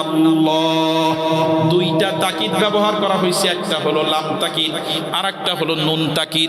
আবার নুন তাকিদটা এটা সাধারণ নুন না, নুনে সকিলা, যারা আরবি বোঝেন তাদের জন্য বললাম। মানে আল্লাহ তাআলা বললেন অবশ্যই অবশ্যই, তখন মক্কার কাফের মুশরিকরাও বলবে এই সমস্ত আসমান জমিনের স্রষ্টা একজন, তিনি কে? বলেন তো এই বক্তব্য কি মক্কার ইমানদাররা দিচ্ছে না কাফেররা দিচ্ছে? মুশরিকরা। মুশরিকদেরকে প্রশ্ন করলে মুশরিকরা বলতেছে আসমান জমিন কে সৃষ্টি করছে? আল্লাহ। বলেন তো মক্কার মুশরিকরা এই ঘোষণা দেওয়ার পরে ইমানদার না মুশরিক? মুশরিক। অথচ তারা বলছে স্রষ্টা কে? ওই যে তাওহীদুর রুবুবিয়্যাহ, স্রষ্টা হিসাবে কারে মানছে? হ্যাঁ, আল্লাহরে মানছে। চন্দ্র সূর্যের পরিচালক হিসাবে কাকে মাইনে নিছে? আল্লাহকে মাইনে নিছে। এর এক আয়াত পরেই আবার আল্লাহ তাআলা বলেন ওয়ালা ইন সাআলতাকুম মান নাযালা মিনাস সামাই মাআ। ও নবী, আপনি যদি মক্কার কাফের মুশরিকদেরকে প্রশ্ন করেন আসমান থেকে কে বৃষ্টি নাজিল করে, কে পানি অবতীর্ণ করে, কে বৃষ্টি নামায়, ফাআহইয়া বিহিল আরদ মিন বাদি মাউতিহা, জমিন শুকায়া মৃতপ্রায় হয়ে যাওয়ার পরে ওই বৃষ্টির মাধ্যমে ওই জমিনকে কে আবার জিন্দা করে, লা ইয়াকুলুন্নাল্লাহ। আপনি দেখবেন তখনও মক্কার কাফের মুশরিকেরা বলবে এই সব কিছুর মালিক একজন, তিনি কে? এই শিরকের বিপরীত শব্দ হলো তাওহীদ। তাওহীদ হলো তিন প্রকার। একটা হলো রব হিসাবে আল্লাহকে এক মানতে হবে, দুই নাম্বার হলো আল্লাহর নাম এবং সিফাতের ক্ষেত্রে আল্লাহকে এক মানতে হবে, তিন নাম্বার হলো দাসত্ব গোলামীর ক্ষেত্রে বিধানদাতা হিসাবে একমাত্র আল্লাহকে মেনে নিতে হবে। এই তিন যারা আল্লাহকে একমাত্র মানতে পারছে তারা হলো তাওহীদি জনতা, সুবহানাল্লাহ পড়েন। আর যারা এই তিন জায়গার কোনো এক জায়গায় আল্লাহর সাথে অন্য কাউকে শরীক সাব্যস্ত করেছে তারা তাওহীদবাদী মুসলমান হতে পারে নাই, তারা মুশরিক হয়ে গেছে। পড়েন নাউযুবিল্লাহ। তাহলে এই তিন জায়গায় এক মানা লাগতো, এই তিন জায়গায় আল্লাহকে এক না মাইনা এই তিন জায়গায় অন্য কাউকে বসানোর নামই হলো শিরক। অন্য কাউকে বসাইলি সে কি হয়ে যাবে? মুশরিক হয়ে যাবে। কেউ যদি মনে করে যে অমুকটা সৃষ্টি করছে, অমুক সৃষ্টির পিছনে আল্লাহ ছাড়াও অমুক অমুক ফেরেশতার হাত আছে, সে ইমানদার না বেঈমান? কেউ যদি মনে করে যে রিজিক আল্লাহ দেয় না, আমি চাকরি করি বিদায় চাকরির কারণেই আমি খাইতে পাই, চাকরি আমার রিজিক দেয়, তাইলে সে ইমানদার না বেঈমান?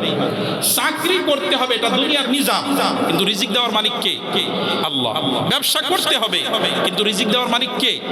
আল্লাহ। এরকম ভাবে দুনিয়ার নিজামে অনেক কাজ আমরা করি, কিন্তু সমস্ত কিছুর মালিক কে? রাসূলুল্লাহর কাছে একজন সাহাবী আইসা বলতেছেন যে আল্লাহর রাসূল, বাহিরে উট আছে, এখন উট কি খুঁটির সাথে বেঁধে এসে তারপরে তাওয়াক্কুল করব, নাকি উট ওইভাবে সাইডে রাখাই তাওয়াক্কুল করব? আল্লাহ রাসূল বললেন যে যাও, গিয়া আগে উটটাকে ভালো করে শক্ত করে বেঁধে আসো, তারপরে আল্লাহর উপরে তাওয়াক্কুল করো, কারণ তুমি উট বাঁধার পরেও বিপদ ঘটতে পারে কি পারে না? তাহলে উট বাঁধতে হবে, মানে দুনিয়ার যেই স্বভাবগুলো আছে এই স্বভাবের মধ্যে থাকতে হবে, কিন্তু পূর্ণাঙ্গ বিশ্বাস রাখতে হবে সবকিছুর মালিক কে? আল্লাহ। আর বিধানের ক্ষেত্রে একমাত্র আল্লাহকে মানতে হবে। কেউ যদি মনে করে যে না, মসজিদের মধ্যে জুমার নামাজ কেমনে পড়বে, ঈদের নামাজ কেমনে পড়বে, এইটা কোরআন দিয়ে চলবে, কিন্তু কেউ চুরি করার পরে শাস্তি কি হবে এইটার কোরআনের শাস্তি চলে না। 1400 বছর আগের এরকম বর্বর শাস্তি, হাত কাটা, এটা চলতে পারে না। এখন জেলে যাবে, কয়েকদিন জেলখানায় থেকে জামিনে বেরোয় আসবে। দর্শনের শাস্তি পাথর মেরে হত্যা করা বিবাহিত হলে, আর অবিবাহিত হলে বেত্রাঘাত করা। না না, এরকম বর্বর শাস্তি চলতে পারে না। এখন শাস্তি হইল যে দর্শকরে জেলখানায় নিরাপদে রেখে দেওয়া হবে, আর যে দর্শিতা হইছে এইবার তার পরীক্ষা করো, নিরীক্ষা করো, তার কাছে সাংবাদিক পাঠাও, তার সাক্ষাৎকার নাও, মানে চিরলাঞ্ছিত অপমানিত হয়ে যেন দর্শিতা দুনিয়ার থেকে বিদায় হয়ে যায়, এরকম পরিকল্পনা করছে। কথা বলেন ঠিক কিনা? অথচ দর্শক দেখি কয়েকদিন পরে জামিনে মুক্তি পায়, তারপর এলাকার মধ্যে ঘুরে বেড়ায়, আছে না নাই? তাইলে অথচ আল্লাহ বিধান দিয়েছিলেন যে দর্শকদের পাথর মাইরা হত্যা করতে হবে। কথা বলেন ঠিক কিনা? এরকম ভাবে আল্লাহ রাব্বুল আলামিন যেই বিধান দিয়েছে এই বিধানগুলোকেই মানতে হবে। আল্লাহকে বাদ দিয়া অন্য কারো বিধান, আল্লাহর বিধানের সাথে সাংঘর্ষিক কোনো বিধান মুসলমান মানতে পারে না। যারা এটা মানবে তারা মুশরিক হয়ে যাবে, তাওহীদুল উলুহিয়্যাত থেকে তারা খারিজ হয়ে যাবে। নাউযুবিল্লাহি মিন যালিক। এইবার আমাদের আলোচ্য আয়াতের মধ্যে আসে। আল্লাহ রাব্বুল আলামিন কালামে পাকের সূরাতুল আনআমের 148 নম্বর আয়াতে কারিমার মধ্যে বলেন, সায়াকুলুল্লাযীনা আশরাকু, যারা শিরক করে, যারা আল্লাহকে রব হিসাবে মানে না, যারা আল্লাহর নাম ও গুণাবলীতে আল্লাহকে এক মানে না, যারা বিধানদাতা হিসাবে আল্লাহকে মানে নাই, যারা মানুষের বিধান নিজেরা বানায় মানছে, এই সমস্ত মানুষরা বলবে লাউ শাআল্লাহু মা আশরাকনা, আল্লাহ তাআলা যদি না চাইতেন তাহলে আমরা এই শিরক করতাম না। আল্লাহ চান বিদায় আমরা এই শিরক করি। পড়েন নাউযুবিল্লাহ। একদিকে শিরিকও করে, আবার কয় কি যে হ্যাঁ হইছে হুজুর্গ, আল্লাহ তাইলে হুজুর্গ ক্ষমতায় বাড়াইতে পারে না, আল্লাহ সংসদে হুজুর্গ পাঠায় না কেন? আল্লাহ চাই যে আমরা যাই। এমন কথা বলার লোক আছে না নাই? আল্লাহ হুজুর্গ তো পাঠায় না। হুজুর আমাকে অ্যাডভোকেট একদিন আমারে বলছে যে হুজুর্গ দেখছি সব মিলে পাইবে 10 আসন। আমি কিছু 10টা পাইয়ে জান্নাতে যাবে, আপনি 100 পাইয়ে জাহান্নামে গেলে কোনো লাভ আছে মুসলমান? আমার মুসল্লি অ্যাডভোকেট আমার সাথে খুব ইটি নিয়ে বলতে আইছে, আমি কিছু 10টা পাইয়ে যদি জান্নাতে যাই আর আপনি 100 পাইয়ে জাহান্নামে গেলেন, তাইলে কোনো লাভ আছে? মুসলমান ইমানদার এইরকম বাজে কথা বলে। এক তো আল্লাহ খোদাদ্রোহী আইন করে, আবার হুজুরদেরকে মৌলবাদী গালি দেয়, জঙ্গি বলে গালি দেয়। আছে না নাই? আমাদের ওই যে মাদারীপুরের একজন এমপি সাহেব এমপি হয়েছে, হানজালা সাহেব। এই হানজালা ভাই উনি যখন ওই সংসদে প্রবেশ করতেছে, এক জায়গায় সেনাবাহিনীর লোকজন দাঁড়ায় রয়েছে, উনি যাইয়া সম্মান দেখায় তাদের সাথে সালাম দিছে, মুসাফা করছে। যখন যায় পিছন থেকে কে জানি ক্যামেরার আড়ালে যারা দেখা যায় না, বলে ওই একটা জঙ্গি এমপি যায়। নাউজুবিল্লাহ। পড়েন। মুসলমান ইমানদার আমার দিকে লক্ষ্য করেন, তো একদিকে অন্যায়ও করে, আবার বলে যে এই অন্যায় আল্লাহ চাইছে বিদায় করতে পারছি। আল্লাহ যদি বাধা দিত, আল্লাহ আমাকে শিরক দিয়ে বাধা দিতে পারে না? আল্লাহ আমাকে সংসদ দশায় দিতে পারে না? আমরা আল্লাহর বিরুদ্ধে আইন করি, এখন এইটাই চলে, আল্লাহ আমাকে পক্ষে। নাউজুবিল্লাহি মিন যালিক। এমন কথা বলার নাফরমান আছে না নাই? তো মুশরিকরা এই কথাই বলবে যে আল্লাহ চান বিদায় আমরা শিরিক করছি, আমাদের পূর্বপুরুষরাও তারা শিরিকের মধ্যে লিপ্ত হয়েছে আল্লাহর ইচ্ছায়। এই কথা কখন বলবে?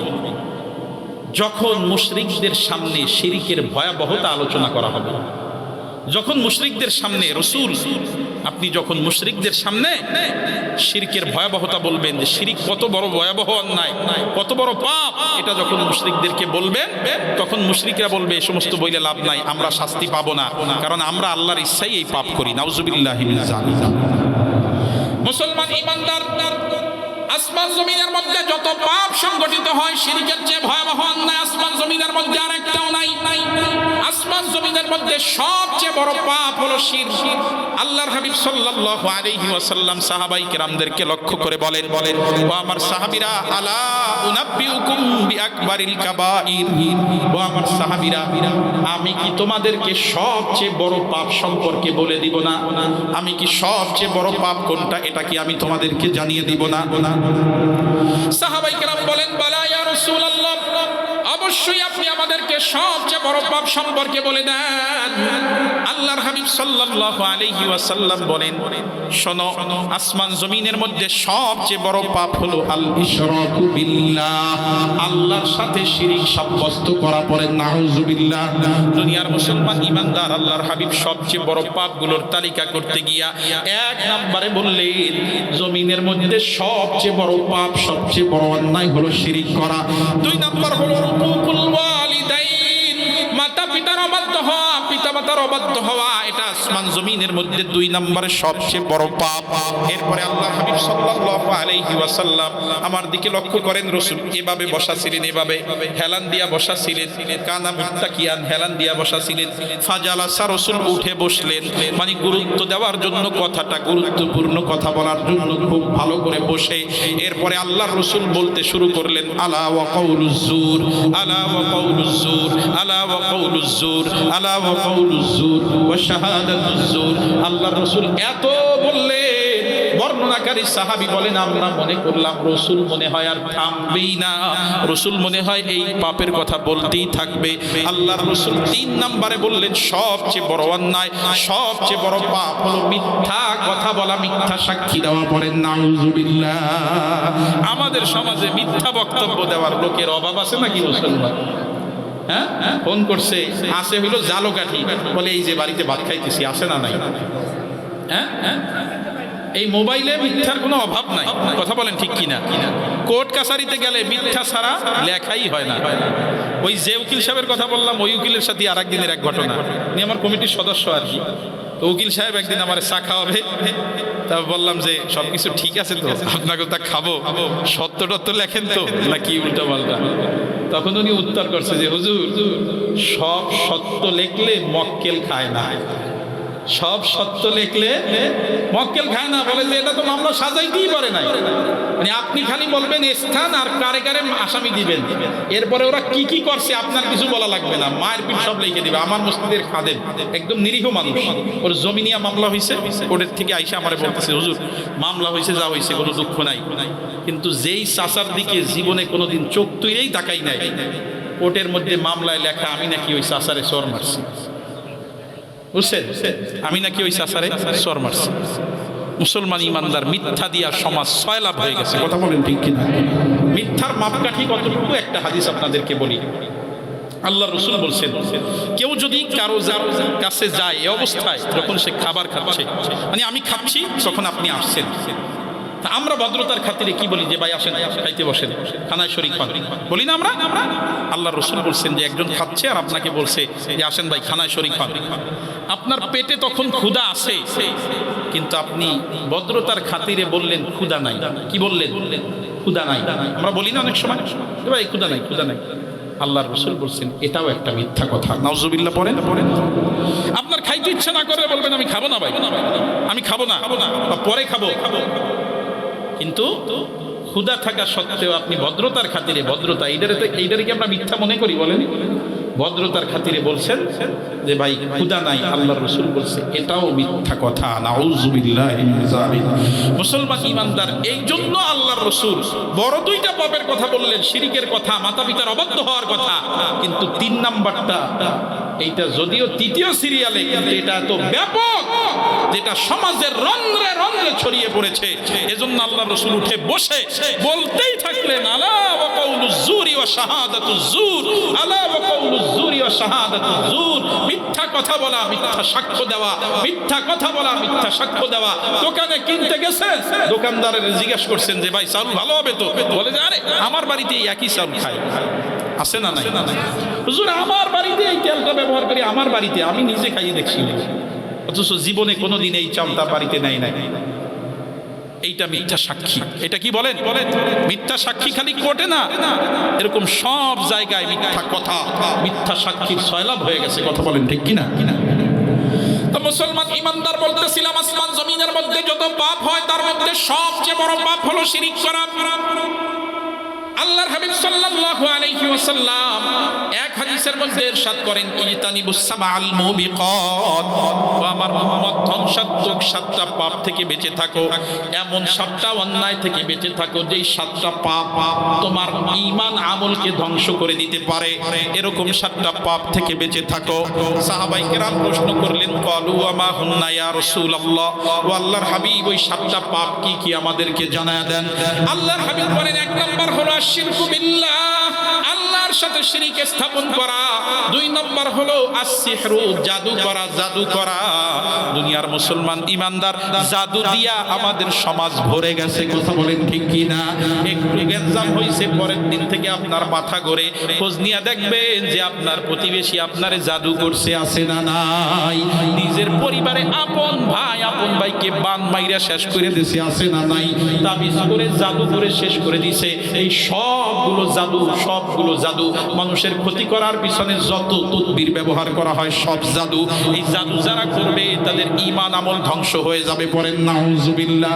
মুসলমান ঈমানদার আল্লাহর হাবিব বললেন, এক নাম্বার সবচেয়ে ধ্বংসাত্মক পাপ যার দ্বারা তোমার ঈমান আমল নষ্ট হয়ে যাবে এমন 7টা পাপের 1 নাম্বার হলো শিরিক করা, 2 নাম্বার হলো জাদু করা, 3 নাম্বার হলো আকাতুন নাফসিল্লাতি হারামাল্লাহু ইল্লা বিল হক, অন্যায় ভাবে মানুষ হত্যা করা, 3 নাম্বার। 4 নাম্বার হলো আকলুর রিবা, সুদ খাওয়া। কি খাওয়া?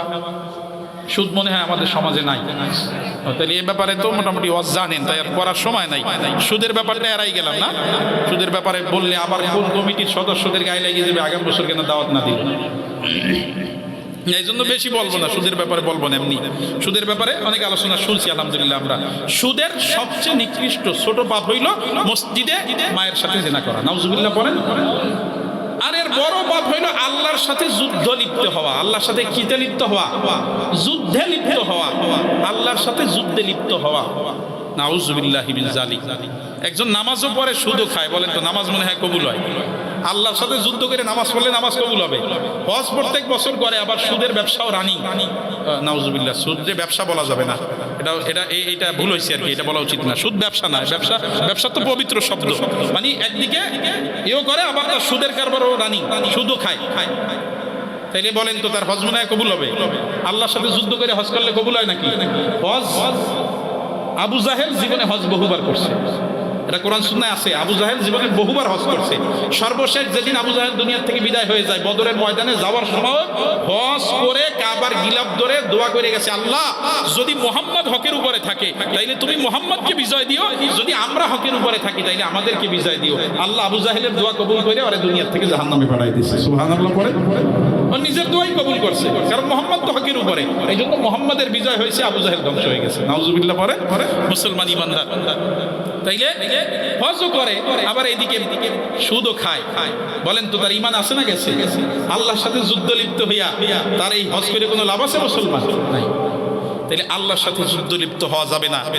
হ্যাঁ, ঘটনা বা আয়াত হাদিস বেশি কই না, খালি একটা বাস্তব অভিজ্ঞতা বলি। আমি সাতক্ষীরাতে একটা ভালো মসজিদে ইমামতি করতাম। আমাদের এই যে মসজিদটা আছে এটা তো সুন্দর মসজিদ, এখন যদিও অনেক বছর হয়ে গেছে, এখন একটু লোকজন কম আসে। আগে এক সময় এই মসজিদটা দেখার জন্য বিভিন্ন এলাকার থেকে মানুষজন আসতো না, দূর দূরান্ত থেকে। তো আমি সাতক্ষীরাতে একটা মসজিদে ইমামতি করতাম, নাম বলবো না কারণ মিডিয়ায় যাচ্ছে তো আবার ঝামেলা আছে। তো ওই মসজিদটাও দেখার জন্য বিভিন্ন এলাকার থেকে এখনো লোক যায়। খুব সুন্দর মসজিদ, ওইখানে আমি খতিবগিরি করতাম। একদিন আমি হালাল হারামের ওয়াজ করতে গিয়ে মাঝখানে শুধু উদাহরণস্বরূপ বলছি যে ভাই সুদ তো হারাম, তো সুদের মধ্যে লিপ্ত না হই। ওলামায়ে কেরাম বলছেন যে যারা সুদের সাথে সম্পৃক্ত চাকরি করি, ব্যাংকে চাকরি করি এদেরকেও এর থেকে বের হয়ে আসতে বলছে। সুদী ব্যাংকে যদি কেউ ইমামতি করে বেতন নেয় তাও সেটা হালাল না, এরকম নরম ভাষায় বলছে, কোনো আঘাত করে কোনো কথা বলি না। তো ওই সপ্তাহে আমার নোটিশ দেওয়া হয়েছে এই জাতীয় কথাবার্তা বলতে পারবেন না। নোটিশ যে দিয়েছেন তিনি হলেন মসজিদের সেক্রেটারি। উনি জনতা ব্যাংকের সাবেক এজিএম ছিলেন। উনি জনতা ব্যাংকের সাবেক কি ছিলেন? এজিএম ছিলেন। ওনার জীবনের দুরবস্থার কথাটা একটু বললে এরপর আলোচনায় ঢুকবো আবার। উনি চাকরি করতে করতে উনি একটা চেক জালিয়াতির মামলা খাইছে। চেক জালিয়াতির মামলা খাওয়ার পরে 5 বছর পর্যন্ত বেতন বন্ধ মামলা লড়ছে। 5 বছর বেতন ভাতা পায় নাই, মানবতার জীবন যাপন করছে। 5 বছর পরে চাকরি ফিরে পাইছে, 5 বছরের বেতনও পাইছে, 10-11 লাখ টাকার মতো পাইছে। এই টাকাটা পাওয়ার কয়েকদিন পরেই ওনার স্ত্রীর 2টা কিডনি নষ্ট হয়ে গেছে। স্ত্রীরা নিয়ে ঢাকায় নিয়ে অপারেশন করছে, কিডনি পরিবর্তন করে নিয়ে আসছে, যা পাইছিল 5 বছরের বেতন সব শেষ। আসছে বাড়িতে, আইসে 1 সপ্তাহ পরে স্ত্রী দুনিয়ার থেকে বিদায় হয়ে গেছে। 1 সপ্তাহ পরে স্ত্রী মরে গেছে। মরে যাওয়ার পরে এরপরে আবার চাকরি বাকরি করছে, আর একটা বিয়ে করছে। বিয়ে করিয়া রিটায়ার্ড হয়েছে। রিটায়ার্ড হওয়ার কয়েকদিন পরেই ওনার এই যে এখন দ্বিতীয় স্ত্রীর পেটে নারী বসে গেছে, ক্যান্সার হয়ে গেছে। ক্যান্সার হয়েছে, চিকিৎসা করতে যাইয়া টাকা রিটায়ার্ডে যা পাইছিল সব শেষ। রিটায়ার্ডে যা পাইছিল সব শেষ। আর কেমন দুরবস্থা, টাকা খালি শেষ না, যেহেতু নারীতে ক্যান্সার হয়েছে ওদিকে আর এখন মল যাইতে পারবে না। ডাক্তার কি করছে, পেট ছিঁড়ে এইখান থেকে এইখানে ব্যাগ লাগাই দিছে, পায়খানা এখন সরাসরি এইখানে বের হয়। আর ওই বুড়োর প্রতিদিন 2 বেলা বউয়ের পায়খানা পরিষ্কার করা লাগে। বুঝছেন? প্রতিদিন 2 বেলা। এই হলো অবস্থা। ওনার বড় ছেলে হাফ প্রতিবন্ধী, কথাবার্তা মোটামুটি বলতে পারে কিন্তু বুঝ ব্যবস্থা তেমন নাই। আর ওই বড় ছেলেটা বিয়ে শাদী দিতে পারছে, তো বিয়ে শাদী দিলে তার একটা নাতি হয়েছে, মানে ছেলে হয়েছে, ছেলের ছেলে না নাতি। সেই নাতিটা ফুল প্রতিবন্ধী, হাঁটাচলাও করতে পারে না, হুইল চেয়ারে চলা। এই হলো সুদখোরের পরিণতি, দুনিয়ার অবস্থা। কিয়ামতের ময়দানে যারা আল্লাহর সাথে যুদ্ধে লিপ্ত তাদের কি অবস্থা, কত ভয়াবহ অবস্থা হবে, এটা চিন্তা ভাবনা করে সুদে লিপ্ত হওয়া দরকার। আমার দিকে লক্ষ্য করেন, বলতেছিলাম এদিকে আলোচনার কথা না, বলতেছিলাম শিরকের কথা, যে মুশরিকরা বলবে আল্লাহ চায় তাই আমরা এই শিরিক করি। এটা কখন বলবে? যখন তাদেরকে এই শিরিকের ভয়াবহতা জানানো হবে। আল্লাহর রাসূল যখন শিরিকের ভয়াবহতা বলছেন তখন তারা এই কথা বলছেন। এই শিরিকের ভয়াবহতা কি সেটা বুঝাইতে যায় 2 নম্বর হাদিস চলতেছিল।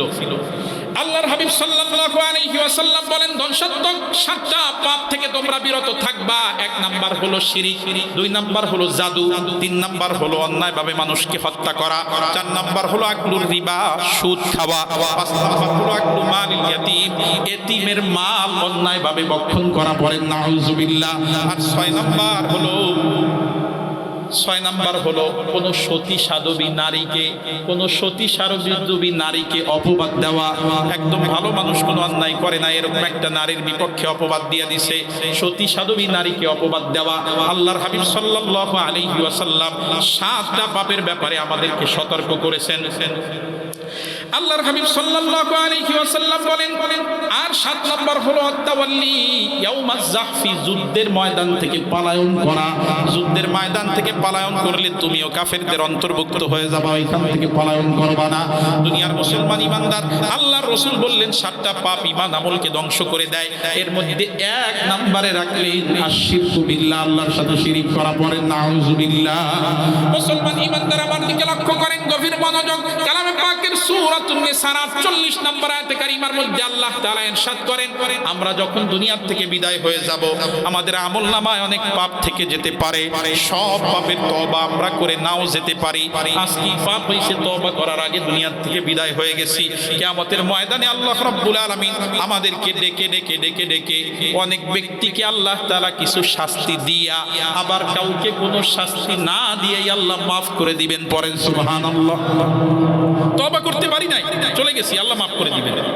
কিন্তু যারা শিরিক করে তওবা না করে দুনিয়া থেকে বিদায় হয়ে গেছে, করছে শিরিক, তওবা করে নাই, আল্লাহ তাআলা কালামে পাকের সূরাতুন নিসা 48 নম্বর আয়াতের মধ্যে বলেন, ইন্নাল্লাহা লা ইয়াগফিরু আন ইউশরাকা বিহি ওয়া ইয়াগফিরু মা দুনা যালিকা লিমান ইয়াশা।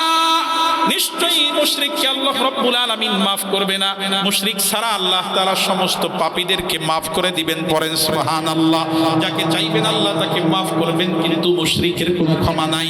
ফাকাদ ইফতারা ইসমান আযীমা, আর যে ব্যক্তি আল্লাহর সাথে শিরিক স্থাপন করলো সে আল্লাহর সাথে বড় নাফরমানি, বড় গাদ্দারি করলো, পড়েন নাউযুবিল্লাহ। মুসলমান ইমানদার মুশরিককে আল্লাহ তাআলা মাফ করবে না, তো মুশরিকের অবস্থা কি হবে, মুশরিকের ঠিকানা কি হবে? আল্লাহ রাব্বুল আলামিন সূরাতুল মাইদার 72 নম্বর আয়াতে কারিমার মধ্যে বলেন, ইন্নাহু মান ইউশরিক বিল্লাহ ফাকাদ হারামাল্লাহু আলাইহিল জান্নাহ ওয়া মাওয়াহুন নার ওয়া মা লিয-যালিমিনা মিন আনসার। ইন্নাহু মান ইউশরিক বিল্লাহ, যে ব্যক্তি আল্লাহর সাথে শিরিক করবে, ফাকাদ হারামাল্লাহু আলাইহিল জান্নাহ, আল্লাহ তাআলা তার জন্য জান্নাতকে হারাম করে দিবেন, নাউযুবিল্লাহ। মুসলমান ইমানদার, জান্নাতের মালিক কে? আর জোরে বলেন না, মালিক কে? এই আল্লাহ যদি কারো জান্নাত হারাম করে দেয়, ওই ব্যক্তি কোনোদিন জান্নাতে যেতে পারবে নাকি? তো মুশরিকের জন্য আল্লাহর জান্নাত হারাম হয়ে যাবে, মুশরিকের অবস্থা কি হবে? আল্লাহ তাআলা বলেন, ওয়া মাওয়াহুন নার, মুশরিকের ঠিকানা হবে চিরস্থায়ী জাহান্নাম, পড়েন নাউযুবিল্লাহ। মুসলমান ইমানদার, দুনিয়ার জমিনে যদি আপনি বিপদে পড়েন, তাহলে আপনাকে সাহায্যকারী আপনার পরিবারের সদস্যরা আছে না নাই?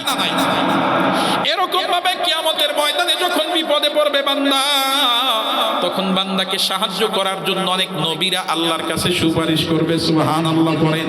কিয়ামতের ময়দানে বান্দাকে সাহায্য করার জন্য অনেক ওলিরা সুপারিশ করবে, অনেক হাফেজে কুরআন আল্লাহ রাব্বুল আলামিনের কাছে সুপারিশ করবে, অনেক আল্লাহওয়ালা ব্যক্তিরা আল্লাহ রাব্বুল আলামিনের কাছে সুপারিশ করবে। কিন্তু মুশরিক এত কপাল পোড়া, এত নাফরমান, এত হতভাগা, আল্লাহ তাআলা বলে নমালিদ যালিমিনা মিন আনসার। ওই কিয়ামতের কঠিন মুহূর্তে মুশরিকদের সাহায্যকারীও কাউকে পাওয়া যাবে না। পড়েন নাউজুবিল্লাহ। মুসলমান ইমানদার সাধারণ মানুষ তো দূরের কথা, আব্বাজান ইব্রাহিম খলিলুল্লাহ কিয়ামতের ময়দানে বাবা আজর থেকে পালাতে থাকবে। আজ যদি আমার বাবা আজরের সামনে আমি পড়ে যাই, আর বাবা যদি বলে সন্তান আমার জন্য সুপারিশ করো, তো বাবা যেহেতু দুনিয়ায় ঈমান আনে নাই, মুশরিক ছিল, বাবার জন্য আল্লাহর কাছে আমি সুপারিশ করতে পারবো না। ওই কিয়ামতের ময়দানে হযরতে লূত আলাইহিস সালাম নিজের স্ত্রীর জন্য আল্লাহর কাছে সুপারিশ করতে পারবে না। ওই কিয়ামতের ময়দানে হযরতে নূহ আলাইহিস সালাতু ওয়াস সালাম নিজের সন্তানের জন্য আল্লাহর কাছে সুপারিশ করতে পারবে না। মুসলমান ইমানদার মুশরিকের পক্ষে কিয়ামতের ময়দানে কোনো সুপারিশকারী তালাশ করে পাওয়া যাবে না। কিতাবের মধ্যে পাওয়া যায় হযরত ইব্রাহিম খলিলুল্লাহ নবুয়তের সিংহাসনের মধ্যে বসা, তাকায় দেখে বাবা আজরকে সামনে থেকে বেঁধে জাহান্নামের দিকে নিয়ে যাওয়া হচ্ছে। হযরত ইব্রাহিম খলিলুল্লাহ আল্লাহর আরশের দিকে তাকাইয়া আল্লাহ রাব্বুল আলামিনকে একটা ডাক দিবেন, আল্লাহ আপনি না আমারে নবুয়তের সিংহাসনে বসিয়েছেন, আপনি আমাকে অপদস্থ করবেন না, অপমানিত করবেন না। তো আমার বাবাকে তো আমার সামনে শিকল দিয়া নিয়ে যাওয়া হয়, আল্লাহ যদি সন্তানের সামনে বাবারে শিকল দিয়া বান্ধা হয়, এটা তো বড় অপমানজনক। আল্লাহ তাআলা বলবেন যে ইব্রাহিম নিচের দিকে তাকাও। ইব্রাহিম নিচের দিকে তাকায় দেখবে কিছুক্ষণ আগে জাহান্নামের শিকলের মধ্যে ওনার বাবা বাঁধা ছিল, ওই জায়গায় এখন আর ওনার বাবারে দেখা যায় না, একটা শুয়ারের আকৃতি বাঁধা দেখা যায়। পড়েন নাউজুবিল্লাহ। মুসলমান ইমানদার বাবার আকৃতি শুয়ারের অবস্থা করে জাহান্নামের মধ্যে নিক্ষেপ করা হচ্ছে। কিন্তু বাবা মুশরিক হওয়ার পরে, মুশরিক হওয়ার কারণে ইব্রাহিম খলিলুল্লাহর মতো জলিলুল কদর নবী, নবীদের মধ্যে শ্রেষ্ঠ নবীদের একজন, সাহাব রাসূলদের মধ্যে সবচেয়ে বড় রাসূল হলো 5 জন, তার মধ্যে ইব্রাহিম খলিলুল্লাহ একজন। এত বড় শান শওকত থাকার পরেও বাবা মুশরিক, বাবার পক্ষে ইব্রাহিম খলিলুল্লাহ সুপারিশ করতে পারে নাই। মুসলমান ইমানদারের জন্য শিরকে লিপ্ত হওয়ার ব্যাপারে আমাদেরকে সতর্ক থাকা দরকার। কিয়ামতের ময়দানে কোনো সাহায্যকারীও পাওয়া যাবে না। কিয়ামতের ময়দানে সাধারণ মানুষ তো দূরের কথা, আল্লাহ তাআলা মুহাম্মাদুর রাসূলুল্লাহকে বলতেছেন, মুহাম্মাদুর রাসূলুল্লাহকে 24 নম্বর পারার 4 নম্বর পৃষ্ঠা সূরাতুজ জুমারের 65 নম্বর আয়াত, আল্লাহ তাআলা মুহাম্মাদুর রাসূলুল্লাহকে বলতেছেন, লাকাদ উহিয়া ইলাইকা ওয়া ইলাল্লাযিনা মিন ক্বাবলিকা লা ইন আশরাকতা লা ইয়াহবাতান্না আমালু ওয়া লা তাকুনান্না মিনাল খাসিরিন। ও নবী, সাধারণ মানুষ তো বাদ দিলাম, আপনার পূর্বে আমি যত নবী দুনিয়ার মধ্যে পাঠিয়েছি, আপনি সহ সবার উপরে আমি আল্লাহ এটা প্রত্যাদেশ জারি করে দিয়েছি, নির্দেশনা জারি করে দিয়েছি, আমার কোন নবীও যদি শিরিক করে তার নবুয়তের দরজা থাকবে না, ওই আমার ওই নবীর হাবিতাত আমালুহুম, তার সমস্ত আমলগুলো বরবাদ হয়ে যাবে। পড়েন নাউজুবিল্লাহ। ওয়ালাকাদ উহিয়া ইলাইকা ওয়া ইলাল্লাযিনা মিন ক্বাবলিক লা ইন আশরাকতা, ও নবী আপনিও যদি শিরিক করেন, আপনিও যদি শিরিক করেন, লা ইয়াহবাতান্না আমালু, তাহলে আপনার আমলগুলোও ধ্বংস হয়ে যাবে, আপনার কোনো আমল থাকবে না। লা তাকুনান্না মিনাল খাসিরিন, কিয়ামতের ময়দানে আপনিও জাহান্নামীদের ক্ষতিগ্রস্তদের অন্তর্ভুক্ত হয়ে যাবেন। পড়েন নাউজুবিল্লাহ। মুসলমান ইমানদার, আল্লাহ পাক রব্বুল আলামিন কালামে পাকের সূরাতুল আনামের 148 নম্বর আয়াতে কারিমার মধ্যে এই যুক্তির কথা উল্লেখ করছেন। এই কথা বলছেন যে মুশরিকরা বলবে, সায়াকুলুল্লাযিনা আশরাকু, মুশরিকরা বলবে, লাউ শা আল্লাহ, কখন বলবে? যখন মুশরিকদেরকে এই ভয়ভীতি দেখাবেন, এই কথাগুলো বলবেন যে শিরিক কইরো না, তারা এই সব ওয়াজ কালাম শোনার পরেও তারপরে তারা উত্তর দিবে, লাউ শা আল্লাহু মা আশরাকনা ওয়ালা আবাউনা। এত ভয়ভীতি দেখাও, তা আল্লাহ চাইলে আমাকে বাধা দিতে পারে না? আল্লাহ তো বাধা দেয় না, আমরা তো সেই আইন কইরেই যাচ্ছি, আমরা তো আল্লাহর বিপক্ষে কথা বলেই যাচ্ছি, শিরিক তো করেই যাচ্ছি, ওই আল্লাহ তো সরাসরি কোনদিন বাধা দিল না, তো আল্লাহ যেহেতু আমাদেরকে করতে বাধা দেয় নাই, আমরা করতে পারতেছি, বোঝা গেল এটা আল্লাহর ইচ্ছাই হচ্ছে। নাউজুবিল্লাহ পড়েন। এইটা হলো মুশরিকদের দাবি। আর এর সাথে বলছেন ওয়ালা হাররামনা, আমার পূর্বেরকার বক্তা আপনাদেরকে এ ব্যাপারে কিছু ধারণা দিছে যে মুশরিকরা নিজেদের উপরে কিছু বিষয় নিজেরা হারাম করে রেখেছিল। আল্লাহ তাআলা কালামে পাকের সূরাতুল মাইদার মধ্যে এই কথা বলছেন, মা জাআলাল্লাহু মিন বাহিরাতিন ওয়ালা সাইবাতিন ওয়ালা ওয়াসিলাতিন ওয়ালা হাম। এখানে চারটা প্রাণীর কথা বলছেন, চারটা প্রাণী, বাহিরা, সাইবা, ওয়াসিলা এবং হাম। এই চারটা প্রাণী, এটা প্রাণীর বিশেষ একটা অবস্থা, গুণ। এই গুণগুলা এই প্রাণীর মধ্যে অর্জন হইলে তারা এই প্রাণীকে নিজেদের উপরে হারাম করত। এক নম্বর হলো বাহিরা। বাহিরা মানে হইল ওই উট, যে উট পর পর 5টা বাচ্চা দিছে এবং শেষ বাচ্চাটা পুরুষ হয়েছে। শেষ বাচ্চাটা কি হয়েছে? পুরুষ। তারা এইরকম 5টা বাচ্চা দেওয়া এবং শেষ বাচ্চাটা যদি পুরুষ হইতো, তারা বলতো যে এটারে এখন আর খাওয়া যাবে না, এটা একটা বিশেষ পর্যায়ে পৌঁছে গেছে, এখন এর সাইডে দিতে হবে। যে এখন ইন্ডিয়াতে অনেক গরু ছাড়া আছে, গরু তারা এটারে মা মনে করে, এটারে তারা জবাইও করে না, খায়ও না, গরু সাইডে দিছে। তো ওই রকম মক্কার মুশরিকরা উটের একটা অবস্থা বাহিরা, এটারে সাইডে দিছে, এটারে এখন আর খাওয়াটাও যাবে না। 2 নম্বর হলো সাইবা, তারা মান্যত করতো মূর্তির নামে। যদি ওই মান্যত পুরা হইতো তাইলে ওই উটটারে সাইডে দিত, যে এইটা আল্লাহর মানে মূর্তির নামে মান্যত করছিলাম, তো এইটা এইভাবে এখন আর কেউ এটার গোশত খাইতে পারবে না। এরপর হলো ওয়াসিলা। ওয়াসিলা হলো বেড়া বকরি, ভেড়া বকরি, যার প্রথম 2টা বাচ্চা হয়েছে এবং 2টা বাচ্চাই হয়েছে মেয়ে বাচ্চা। 2টা বাচ্চাই কি বাচ্চা হয়েছে? মেয়ে বাচ্চা। এই ভেড়া বকরির প্রথম 2টা বাচ্চাই যদি লাগাতার পরপর 2টা বাচ্চা মেয়ে বাচ্চা হয়, তাহলে তারা এই ভেড়া বকরিটাকে নিজেদের নারীদের উপরে খাওয়াকে হারাম করে দিয়েছে, বলছে না এইটা আর এখন মহিলারা খাইতে পারবে না। আর 4 নম্বর হলো হাম। হাম হইল এমন পুরুষ উট, যেই পুরুষ উট প্রজনন কাজ করছে, যার প্রজননে 10টা বাচ্চা জন্ম নিয়েছে। কয়টা বাচ্চা? 10টা। এই 10টার বেশি বাচ্চা যে প্রোডাকশন দিয়ে জন্ম দিছে, এই উট এখন আর কি খাওয়া যাবে না, এটা এখন হারাম হয়ে গেছে। এই হারামগুলা কি আল্লাহ করছে নাকি নিজেরা বানাইছে? নিজেরা বানাইছে। আল্লাহ এগুলো হারাম করে না। আপনারা ওই যে আয়াতের মধ্যে পড়ছেন যে আল্লাহ হারাম করছে 4টি, আমার আগের বক্তাই আপনাদেরকে বলছিল, তাই না? তাহলে এইগুলো আল্লাহ হারাম করে নাই। আয়াতের মধ্যে আল্লাহ তাআলা ওই সূরা মাইদার মধ্যে কথা বলছেন, মা জাআলাল্লাহু মিন বাহিরাতি ওয়ালা সাইবাতি ওয়ালা ওয়াসিলাতি ওয়ালা হাম। আল্লাহ বাহিরা, সাইবা, হাম, ওয়াসিলা এগুলো আল্লাহ বানান না, এগুলা মুশরিকরা নিজেরা বানাইছে। তো এই যে হারাম বানাইছে, তা বলছে এটা আল্লাহ চাইছেন বিদায় বানাইছে, আল্লাহ না চাইলে আমরা এই হারাম টারাম বানাইতাম না। এই যে দাবি, এই দাবির উত্তর এখন আল্লাহ রাব্বুল আলামিন, কাযালিকা কাযযাবাল্লাযীনা মিন ক্বাবলিহিম। আল্লাহ তাআলা প্রথমেই বললেন কাযালিকা কাযযাবাল্লাযীনা, যে এদের বক্তব্য হলো মিথ্যা বক্তব্য, এরা যা বলছে এটা মিথ্যা কথা। কাযযাবাল্লাযীনা মিন ক্বাবলিহিম, এরকম ভাবেই তাদের পূর্ববর্তীরাই মিথ্যা বলতো। মানে আল্লাহ শুধু তাদেরকে মিথ্যাবাদী বলে নাই, ওই যে তারা যে বলছে আমাদের পূর্বপুরুষরাও শিরিক করতো না, তা আল্লাহ শুরুই করছে পূর্বপুরুষদের দিয়া, যে খালি ওরা না, ওদের পূর্বপুরুষরাও বলতো এবং এটা মিথ্যা কথা বলতো। কাযযাবাল্লাযীনা মিন ক্বাবলিহিম, এরকম ভাবে মিথ্যা বানোয়াট কথা তারা বলতো। আল্লাহ তাআলা এমন কোনো কথা বলেন নাই। আল্লাহ রাব্বুল আলামিন সুযোগ দেন আর শিরিক করে, এর অর্থ এই না যে আল্লাহ রাব্বুল আলামিন এই শিরিক চান। কথা বলেন ঠিক কিনা? তো সুযোগ দেন কেন? দুনিয়ার জমিনটা পরীক্ষার ময়দান। কথা বলেন ঠিক কিনা?